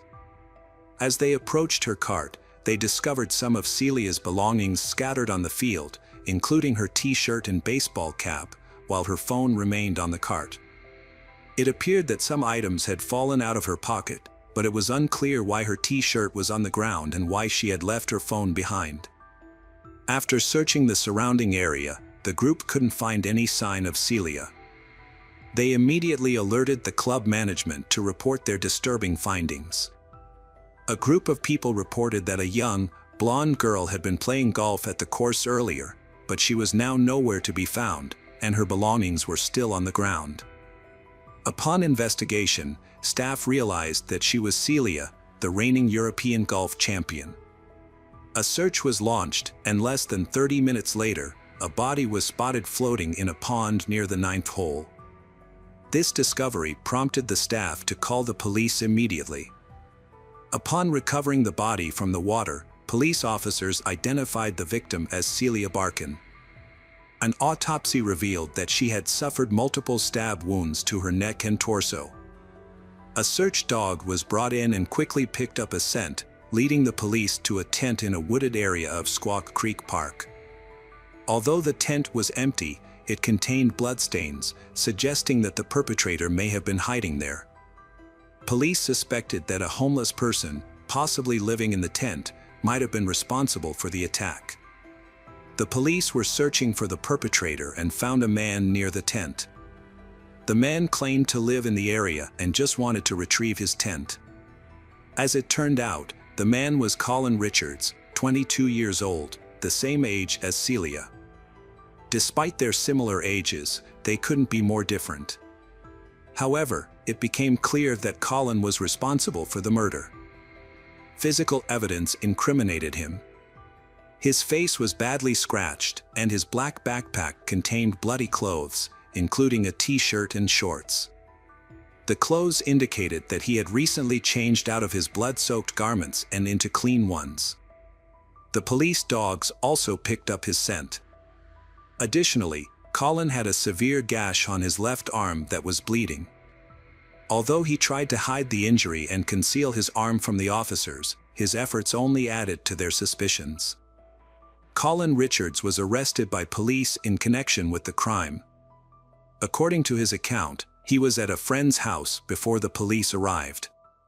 Two male friends had driven him to the park to collect his tent, and it was there that he encountered the police. Collins denied any involvement in the crime and claimed he had never met the victim, Celia. He explained the scratches on his face by saying he had scratched himself on branches while walking through a wooded area. Colin had a history with the police, having struggled with substance abuse, alcoholism, and mental health issues. He had become homeless after being released from prison 3 months prior to the murder, having served a 7-month sentence for burglary. Colin had a history of run-ins with the law, having been convicted multiple times for similar offenses. His troubled past began in his teenage years, and he grew up in a dysfunctional family. Detectives interviewed 3 acquaintances of Colin's, including a homeless man with whom he shared a tent. 2 other men gave Colin a ride from his home to the park. The homeowner allowed Colin to clean up and change his clothes, as he was disheveled and covered in mud, blood, sand, and water. After washing up and changing, Colin left with his bloody clothes in a backpack, intending to return to the park to retrieve his tent before leaving the area. The men described Colin's behavior that day as unusual, extremely nervous, and hurried. He didn't explain why he was in such a rush, only mentioning that he had cut himself and soiled his clothes. One of the homeless men who lived with Colin in the park revealed that Colin always carried a serrated knife, which he used for personal protection. The day before the murder, Colin had confided in this friend about having a desire to rape and kill someone, but the friend didn't take him seriously. Colin was immediately charged with first-degree murder after her body was discovered. The investigators believed that the crime was premeditated, meaning Colin had planned it ahead of time and was actively looking for a victim on the day of the murder. The judge set Colin's bail at $5 million, but since he couldn't afford it, he remained in custody until his trial. Meanwhile, Celia's family in Spain was growing increasingly worried because they hadn't heard from her. Despite numerous attempts by the police and aims to reach them, it was too late at night in Spain and no one was available to receive the devastating news. Eventually, the coach was forced to make the heartbreaking call to Celia's parents, informing them that their daughter had been brutally murdered. A serrated knife was discovered in a wooded area, bearing the fingerprints and DNA of Colin, as well as the blood of the deceased. Additionally, skin particles from Colin were found under the victim's fingernails, indicating that the scratches on his body were inflicted by the victim during a struggle, not by branches. Initially, Colin denied any involvement in the crime, but later, faced with overwhelming evidence, he confessed to the attack. He claimed that he had been under the influence of substances on the day of the incident and was not thinking clearly. Colin stated that he had been walking in the woods when he came across a young girl, Celia, who was alone in the area. He targeted her, having never seen or known her before, and subjected her to a violent attack. The death penalty was abolished in Iowa in 1965, so the maximum sentence Colin faced was life imprisonment without parole. During the trial, Colin's family shared details about his life. His parents were not married and did not live together when he was born.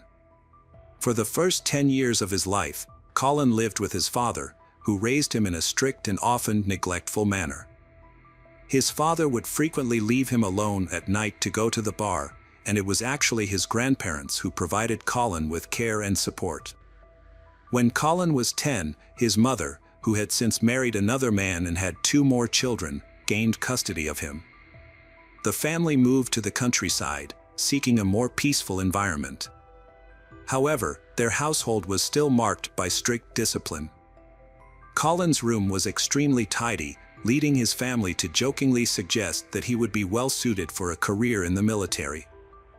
Collins started out as a diligent student, but as he entered his teenage years, he began to follow in the footsteps of his father, a heavy drinker. Despite his father's attempts to set him straight, Collins' behavior worsened, leading to his expulsion from the family home at the age of 15. Without a stable support system, Collins fell in with a bad crowd, dropped out of school, and became addicted to substances. At 18, Collins was involved with a girlfriend significantly older than him. However, their relationship turned violent, and he was arrested for domestic abuse in May 2015. He was found guilty and served a 60-day jail sentence. On another occasion, Collins was accused of shoplifting, responded by threatening to return and carry out a violent act. Despite his downward spiral, those around him seemed to ignore his problems. Over the next 2 years following the domestic violence incident, Collins had multiple run-ins with the law, being arrested for various offenses such as theft, harassment, and attempted burglary. In an attempt to address his behavioral issues, he was ordered to take intervention courses, but these efforts were unsuccessful. In November 2017, Collins began serving a 2-year sentence at Mount Pleasant Correctional Facility for burglary in violating his probation.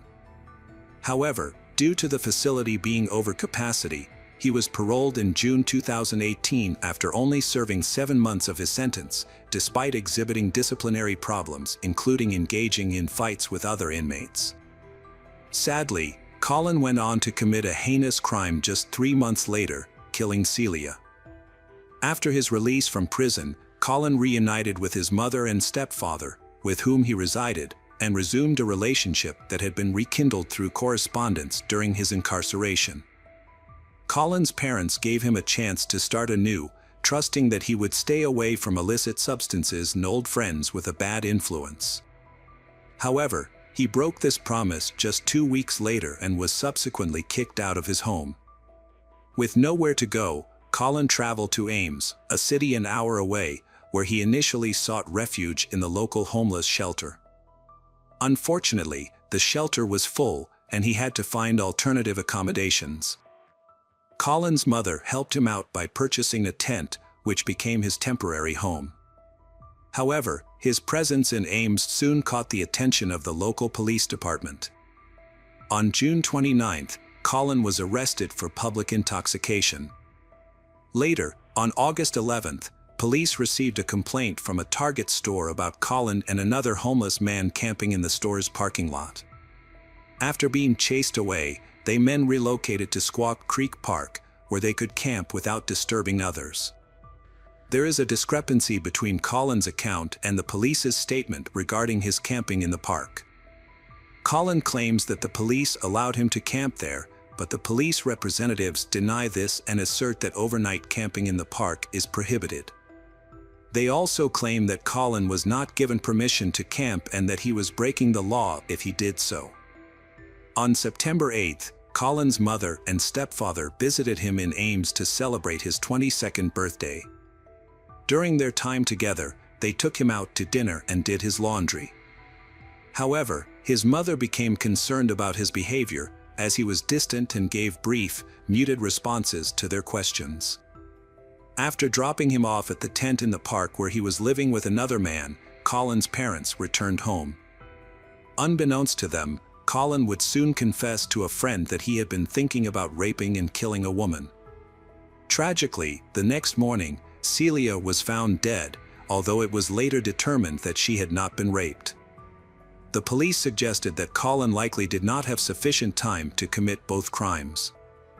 Following his arrest and trial, Collins' parents expressed their regret that they could not have done more to stop him. As a result, Collins was sentenced to life in prison without the possibility of parole on August 23, 2019. He is currently serving his sentence at the Story County Jail in Nevada, Iowa. The town of Ames was deeply saddened by Celia's tragic death, with thousands attending a candlelight vigil to pay tribute to the gifted athlete. Her family was devastated by the news of her murder, feeling a sense of injustice that her life had been taken by someone who had achieved nothing and had no aspirations, whereas Celia had shown great promise and had a bright future ahead of her. Celia's parents have preserved her room as a memorial, with the addition of an engineering degree that was awarded to her posthumously by the state of Iowa. They often visit the local golf club, where Celia learned to play golf, and reminisce about happy times. The circumstances surrounding the safety measures implemented by the golf club for holes 7 and 17 following the incident are unclear. Carlos, Celia's boyfriend, found it unbearable to remain in the city where constant reminders of her presence made his grief unbearable. He relocated to Florida, and his life after that remains a mystery. Celia's brother was deeply affected by her death, losing a significant amount of weight due to stress. However, he found solace in a career driven by his sister's encouragement to help others.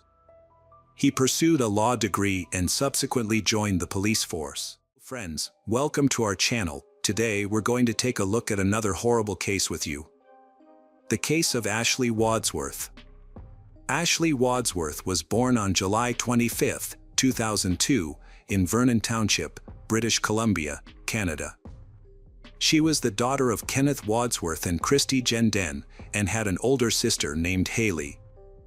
The Wadsworth family was large and close-knit, consisting of over 50 people, including cousins, uncles, and aunts of varying degrees of kinship, all living in the same community. Ashley was a cheerful, outgoing, and energetic girl who was popular and had many friends. She enjoyed outdoor activities such as swimming, horseback riding, and skiing. She was also passionate about tennis and played the clarinet. Ashley was very active on social media, frequently sharing memes, jokes, and photos. It was through social media that Ashley met Jack Seppel in 2015, when she was 12 years old and he was 15. Jack Seppel was born on January 9, 1999. His mother, Tracy Dalton, was married to a man named Ricky. Jack's relationship with his father, who passed away in 2019, was reportedly strained. Jack did not communicate with his brother, Jordan, but he did stay in touch with his sister, Nadia. Apart from his mother and sister, Jack did not have many close relationships, preferring to interact with people primarily through the internet and video games. According to Jack's acquaintances, he had a mixed reputation in school. On the one hand, he was remembered as a charming, fun, and lively kid. On the other hand, they recalled his dark side, which emerged when he became angry and displayed aggressive behavior towards himself and others. A mutual friend introduced Jack to Ashley through social media, a common way for teenagers to meet and form virtual friendships. As their online relationship grew, Ashley and Jack became close virtual friends. At the time, Ashley didn't have a smartphone and used her family's computer to access social media, so her family was aware of her friendship with Jack. During their long-distance friendship, Jack had relationships with other girls, and Ashley also had typical teenage experiences. Although they occasionally stopped communicating, their connection never completely faded, and they continued to stay in touch over the years. As they grew older, Ashley and Jack's relationship evolved. They started communicating through video calls, which led to a more intimate and romantic relationship. Jack became a familiar figure to Ashley's family, who would often greet him warmly when they saw him talking to the guys. He also sent Ashley gifts, such as teddy bears and purses, on multiple occasions. Ashley's family and friends noticed that she had a tendency to compare every boy she met to Jack. However, due to the significant time difference between their locations, Jack lived in Essex, while Ashley was in Vernon. They struggled to find time to talk, often waking up too early and going to bed too late. As Ashley turned 15 in 2018, she began to express a desire to meet Jack in person. However, her family refused to let her travel alone to another continent. Like many young couples, they occasionally argued, and when Ashley would block Jack on social media during these fights, he would find ways to contact her again, creating new accounts or sending messages through his sister or acquaintances. This behavior was seen as disturbing and intrusive by Ashley's loved ones, but she continued to insist that Jack was a kind and compassionate person. In October 2018, Jack, who was 19 at the time, got a tattoo of Ashley's name on his arm when she was just 16. Her parents thought this display of affection was excessive and warned her to be cautious. However, Jack soon began exhibiting jealous and violent behavior. He would become angry if he suspected Ashley was talking to other guys, despite continuing to date other girls himself. He claimed Ashley was his favorite and swore his loyalty to her alone. This incident marked the beginning of a disturbing pattern of behavior. Ashley's friends and family grew increasingly concerned as Jack's behavior escalated. One day, Ashley called a friend who was at Jack's house, and he wouldn't let her leave. According to the friend who overheard the conversation, Ashley surprisingly remained calm, as if she was used to such situations. She simply asked Jack to stop being crazy. Ashley confided in her friends about the incident but didn't tell her parents. However, her friends strongly advised her to cut off all contact with Jack. Despite his history of fights and problematic behavior, Ashley and Jack continued to reconcile. At just 18 years old, Ashley had known Jack since her early teens, but she seemed unaware of the extent to which he had manipulated her from a young age. Ashley started working at fast food restaurants and department stores to save money for leisure activities. Her first purchase was a tablet, which allowed her to use social media more privately. She then began saving for a trip. During her senior year of high school, Ashley, a spiritual and inquisitive person, had a profound moment of insight after reading the Book of Mormon. This led her to start following the Church of Jesus Christ of Latter-day Saints. Ashley graduated from Sighton High School in 2020. She wanted to experience university life fully, so she decided to take a year-long break before continuing her studies. In the first half of 2021, Ashley continued working in saving money. In April of that year, she was baptized into Mormonism. With her newfound independence and financial stability, Ashley decided to travel to the UK to meet Jack in person and celebrate his birthday with him. Despite her parents' and friends' concerns, Ashley was determined to make the trip, as she was of legal age and had her own savings. Ashley left Canada for the UK on November 12, 2021, on a 6-month tourist visa. This was her first time leaving her homeland, and she was thrilled. The next day, November 13, 2021, Ashley met Jack in person for the first time. On the same day, Ashley updated her profile picture to a photo of them together. At 22 years old, Jack looked significantly older than Ashley, who was 19. His numerous tattoos, including those on his face, created a striking contrast with Ashley's youthful appearance. During her stay in London, Ashley lived with Jack in his house, located in a public housing estate in northwest Chelmsford. The neighborhood had a questionable reputation, but they spent time exploring the nicer areas of the city in Essex. Jack seemed like the same charming and caring person Ashley had met online, often showering her with compliments and taking romantic selfies. However, Jack's behavior was inconsistent, and he could be cruel at times. Despite being together daily, Ashley's tourist visa prevented her from working, and Jack was unemployed, relying on benefits. Occasionally, his mother Tracy, who lived nearby, provided support. Throughout her trip, Ashley regularly posted photos and updates on social media, showcasing their happy moments and romantic experiences. The pictures often featured they embracing, highlighting their seemingly joyful relationship. Ashley kept in regular touch with her family through video calls, and everything seemed fine at first. They even adopted a new kitten, Winston, which was a positive addition to their lives. Nevertheless, over time, Jack started to become more withdrawn and isolated. Ashley's trip to England was supposed to be an exciting adventure, but it quickly turned into a restrictive and isolating experience. Her boyfriend, Jack, had lost interest in exploring the country and instead preferred to stay indoors, smoke, and play video games. As a result, Ashley's options for activities were severely limited, and she was forced to do only what Jack wanted. Before arriving in England, one of Ashley's friends from church had arranged for her to meet some American missionaries who would be in Chelmsford at the same time. Ashley was eager to connect with them, but Jack refused to let her attend church on Sundays. Despite this, she continued to secretly communicate with the missionaries through text messages, deleting the conversations to avoid Jack's suspicion. Ashley's new friends soon realized that Jack was controlling and possibly abusive. When she confided in them about her problems, Ashley admitted that she knew she deserved better, but she was trying to keep Jack happy. However, the abuse went beyond controlling her communication. About 6 weeks into their trip, Jack became violent when he discovered that Ashley had blocked 2 UK phone numbers.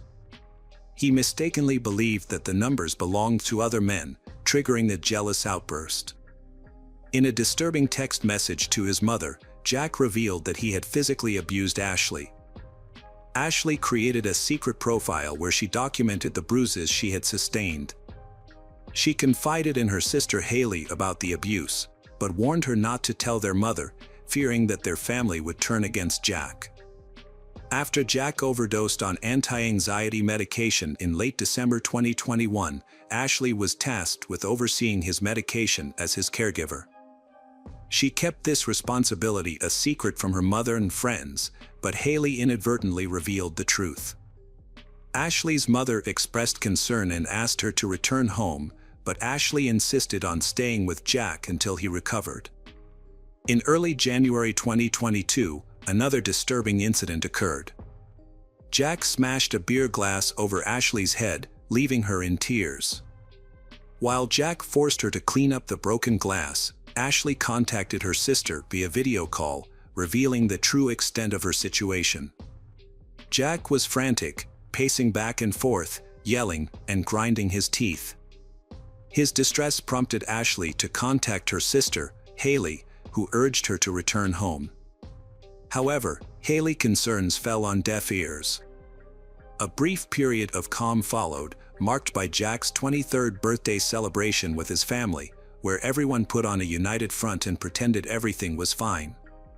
In an attempt to diffuse the tension, Jack's mother and stepfather organized a family vacation to a seaside town shortly after.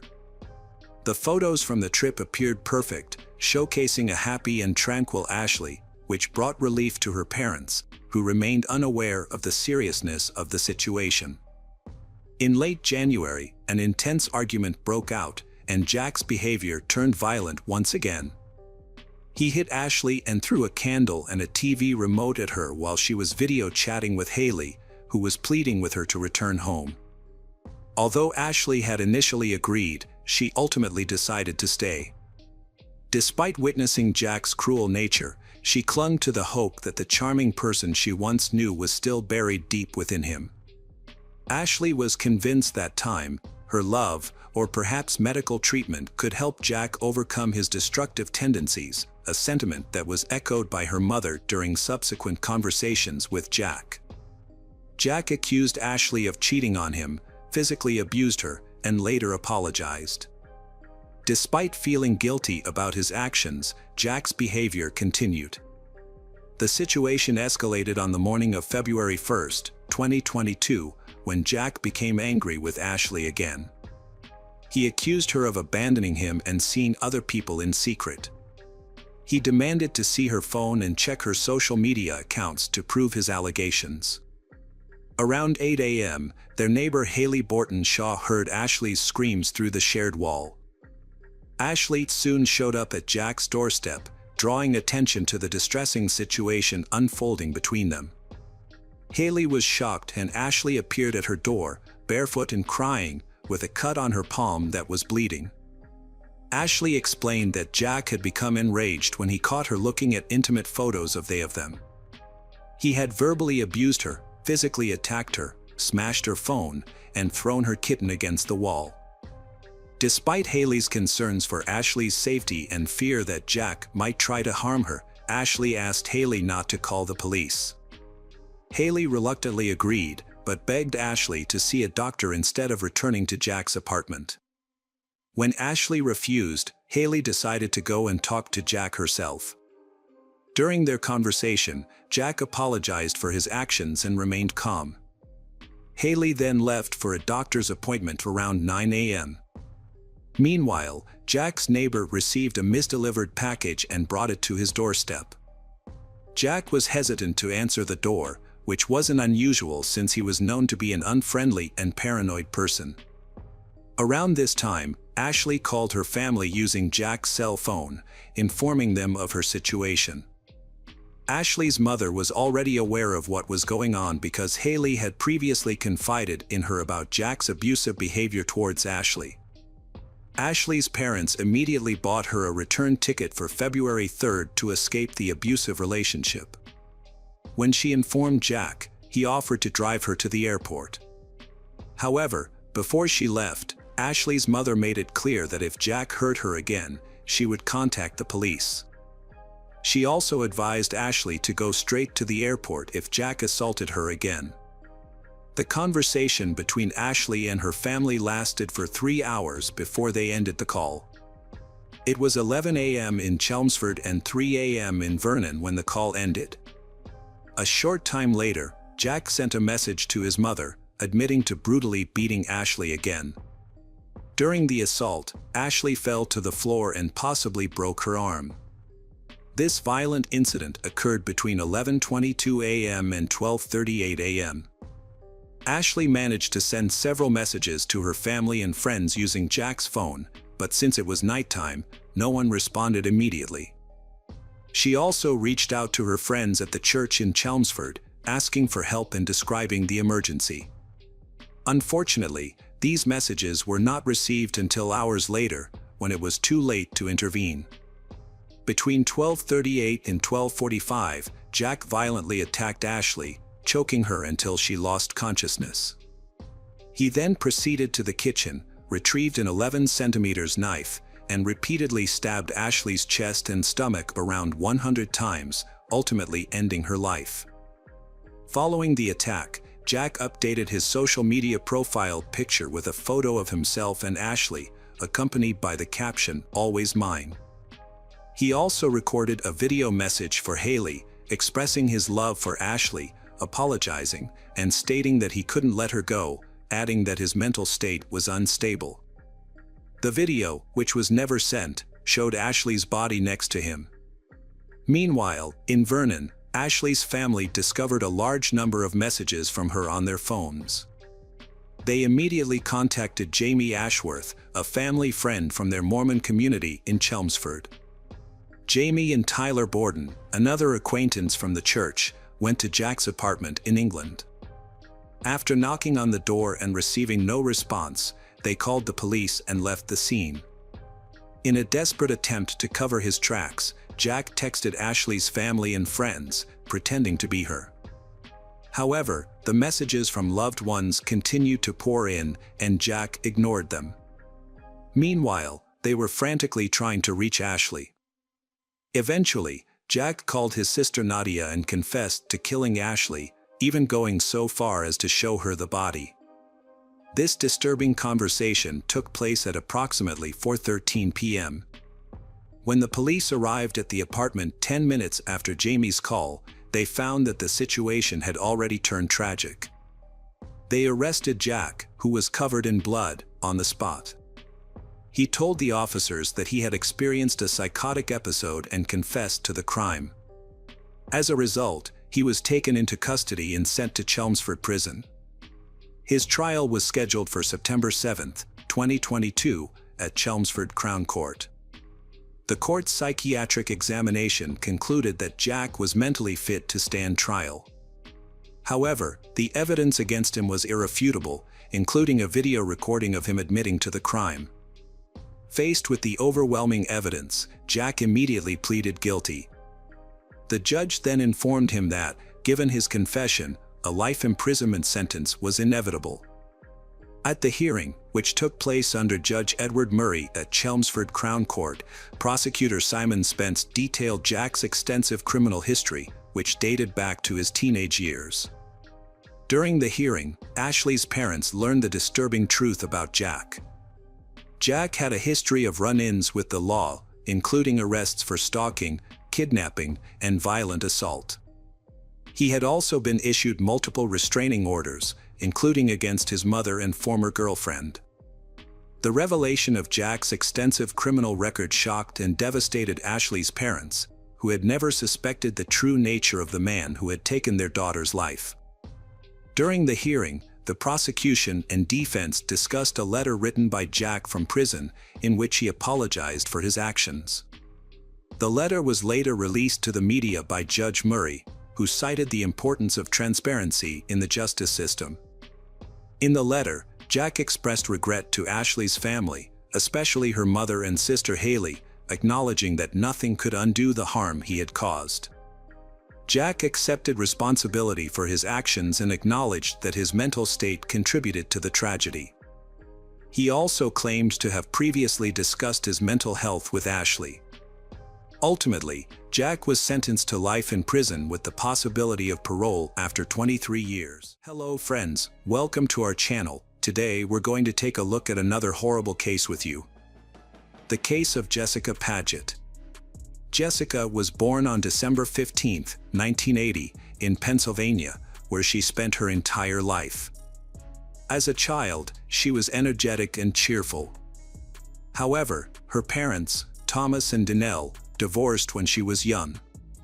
Her mother later remarried, and Jessica formed a close bond with her stepfather, whom she considered her second father. After graduating from high school in 1998, Jessica attended college to study preschool education. It was during this time that she met her future husband, Michael Paget. They began dating, moved in together, and had 2 children over the course of their 8-year relationship. Although they didn't get married until August 2014, Michael was a caring father and husband. However, like any family, they experienced ups and downs in their relationship. Jessica was happy with Michael, but just 4 months after their wedding, she vanished. Before her disappearance, Jessica worked at a kindergarten in Northampton for 2 years. She loved her job, as she was passionate about working with children and had a natural ability to connect with them. The children adored her, and she enjoyed spending time with them. On November 21, 2014, Jessica dropped off her older children at school and then headed to work with her younger son, who attended the same kindergarten. It was a typical day, with no indication of the trouble that was to come. Jessica asked her administrator if she could take a short break from work to send a fax to her mother's house in a rural area near Northampton. The administrator agreed, and Jessica left her son at kindergarten before driving to her mother's house. She was expected to return to work within 30 minutes, but an hour passed and she didn't come back. Her colleagues tried calling her, but she didn't answer. When Jessica failed to return, the kindergarten administrator contacted her husband, Michael, to ask if he knew where she was. Michael said he was at work and hadn't heard from her. He tried calling her, but all his calls went straight to voicemail, which was unusual for Jessica as she always answered calls from her family. Michael then called his mother-in-law, Danelle, who was in Florida, to see if Jessica had contacted her. However, Danelle hadn't heard from her daughter all day and was immediately worried. She suggested that Michael call her husband, Greg, who was Jessica's stepfather, to see if he had any information. However, Greg reported that he hadn't seen or spoken to Jessica that day. As the minutes ticked by, Jessica's relatives grew increasingly worried. After numerous failed attempts to contact her, Danelle took a flight to Pennsylvania to search for her daughter. Meanwhile, for hours after Jessica disappeared from work, her husband Michael reported her missing to the police. He expressed his concern that Jessica would never leave their children voluntarily, leading him to fear the worst. The police promptly launched an investigation, distributing Jessica's description to all nearby stations. She was described as 5 feet 4 inches tall, weighing 130 pounds, with a footprint tattoo on her shoulder, brown hair, and hazel eyes. At the time of her disappearance, she was wearing gray sweatpants and a black hoodie with the words "Duck, Duck, Goose" on the front and "Staff" on the back. A thorough search of local hospitals and morgues yielded no results. Detectives worked to determine Jessica's whereabouts, interviewing her co-workers in the process. However, everyone they spoke to reported that Jessica had no enemies and was well liked by her colleagues, children, and their parents. According to her co-workers, Jessica seemed fine when she left work at lunchtime, and they noticed nothing unusual about her behavior. 2 hours after Michael reported his wife Jessica missing, the police were able to locate her phone signal, which indicated that it was approximately 1 mile from the kindergarten where she worked. Although the data was not entirely accurate due to inherent location determination errors, it provided a general area for the police to focus their search. However, by the time they began searching, it was already nighttime. The police found Jessica's car, a white Subaru Outback, in a nearby parking lot. The vehicle was unlocked and empty, with her purse, documents, and bank cards still inside. The keys were in the ignition, and her phone was on the passenger seat next to her purse. There were no signs of a crime in the car, leaving the police with several unanswered questions.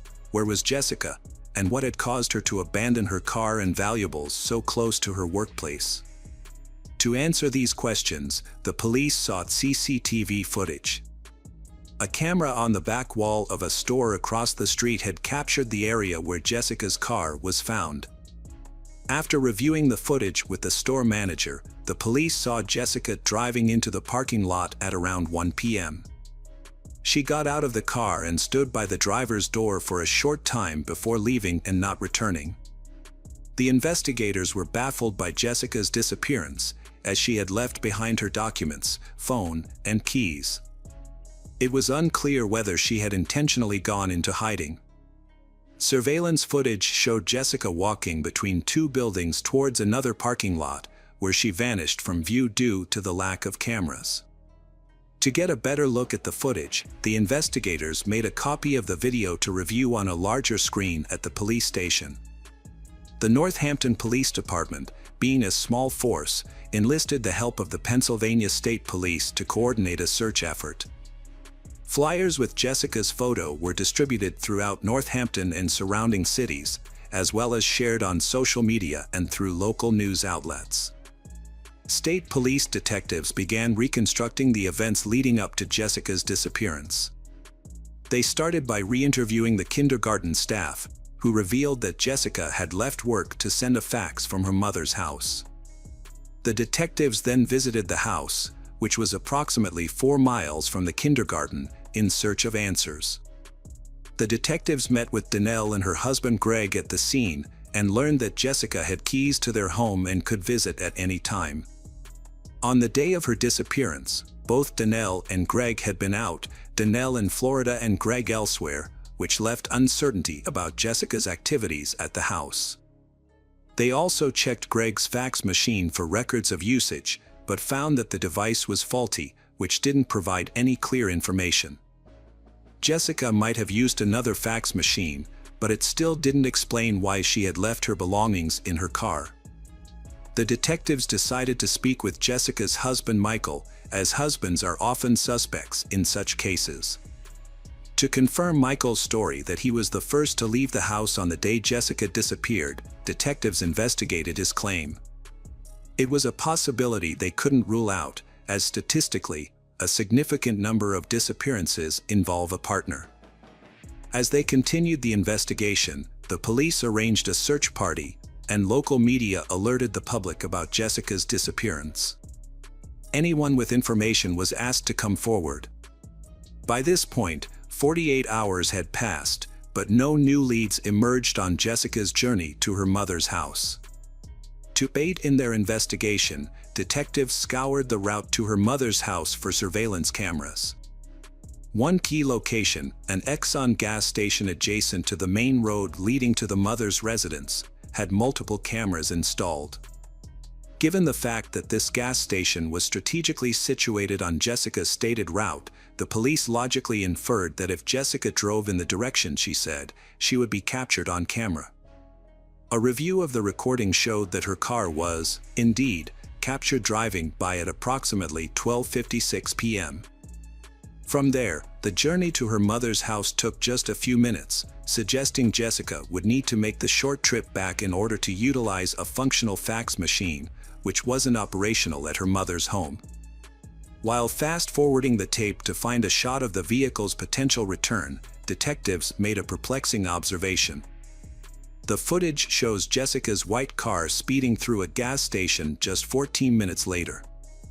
Notably, the car took a peculiar route, turning towards the gas station and continuing onto the other side without stopping, before heading towards the city center, where the car was later abandoned in a parking lot. Given her rapid pace, the likely reason for this unusual detour was a red traffic light at the intersection, which Jessica may have attempted to avoid by cutting through the gas station. From there, she drove onto a different road where the light was green and eventually left her car in the parking lot, where a police officer discovered it later. However, a surprising detail emerged upon closer inspection of the footage. Jessica, who was 5 feet 4 inches tall and 130 pounds, appeared to be much shorter and lighter than the person seen exiting her car. Measuring against the known height of the car, experts estimated that this person stood between 5 feet 11 inches and 6 feet 3 inches tall. Moreover, during their examination of the abandoned car, the police noticed that the driver's seat was pushed forward, which would make it uncomfortable for someone taller than 5 feet 11 inches to operate the vehicle comfortably. The police initially found it suspicious that the driver's seat was positioned for someone of Jessica's height.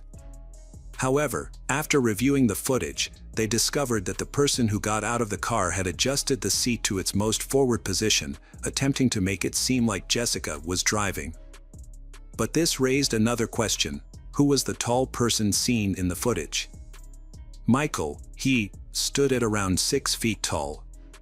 The police brought him in for questioning, and he denied any involvement in his wife's disappearance, claiming he was at work when the kindergarten staff called him. Detectives verified his alibi by interviewing his colleagues and tracking the geolocation of his phone on the day of Jessica's disappearance. The evidence confirmed that Michael was indeed at work at the time, which meant the person in the footage was not him. For days had passed since Jessica's disappearance, and her children were struggling to cope with the stress and uncertainty. Despite the ongoing search efforts, no leads had been found. Investigators re-examined the footage of someone exiting Jessica's car, but the person's identity remained a mystery. However, upon closer inspection, the officers noticed a detail they had previously missed. A minute after the unknown person disappeared from view, a white SUV, likely a Ford, left the scene. This new information led the police to Greg, Jessica's stepfather, who matched the suspect's height description and owned a similar vehicle.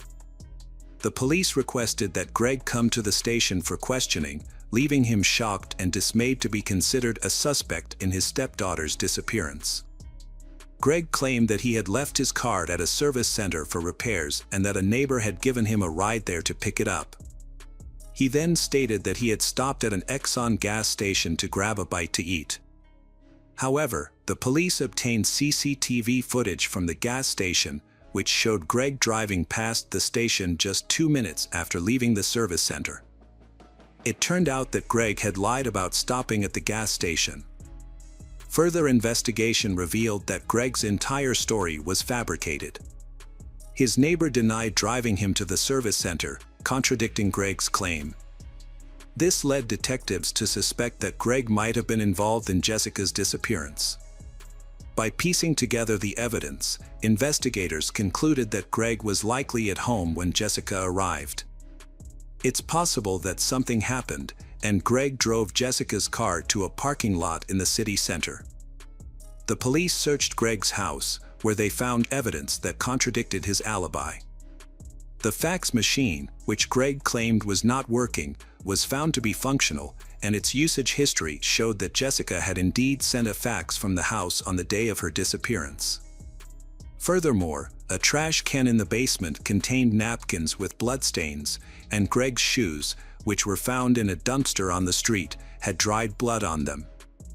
Donnell reported to the police that Greg had requested an early trash pickup the day before, which seemed unusual at the time, especially since the trash can wasn't full. In hindsight, this could be how Greg disposed of evidence related to cleaning products and rags used in the house. During a second interrogation, the police confronted Greg, stating that they knew his previous statements were false and that they had found evidence in his home. They also informed him that they were aware Jessica had been at his house on the day she disappeared. Greg then began to talk. Greg claimed that when he returned home on the afternoon of November 21st, he found Jessica's car in the driveway and bloodstains on the carpet. He alleged that Jessica was already dead when he arrived and that he panicked, fearing no one would believe him.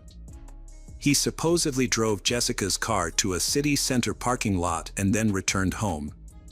Greg also stated that Jessica had outstanding debts, which he claimed led to her death. However, detectives later discovered that this was another lie, and they found evidence that Greg had purchased adult toys the day before Jessica disappeared. The investigators were fed up with Greg's inconsistent stories, so they directly asked him where he had hidden his stepdaughter Jessica's body, explaining that an autopsy would provide answers to many questions.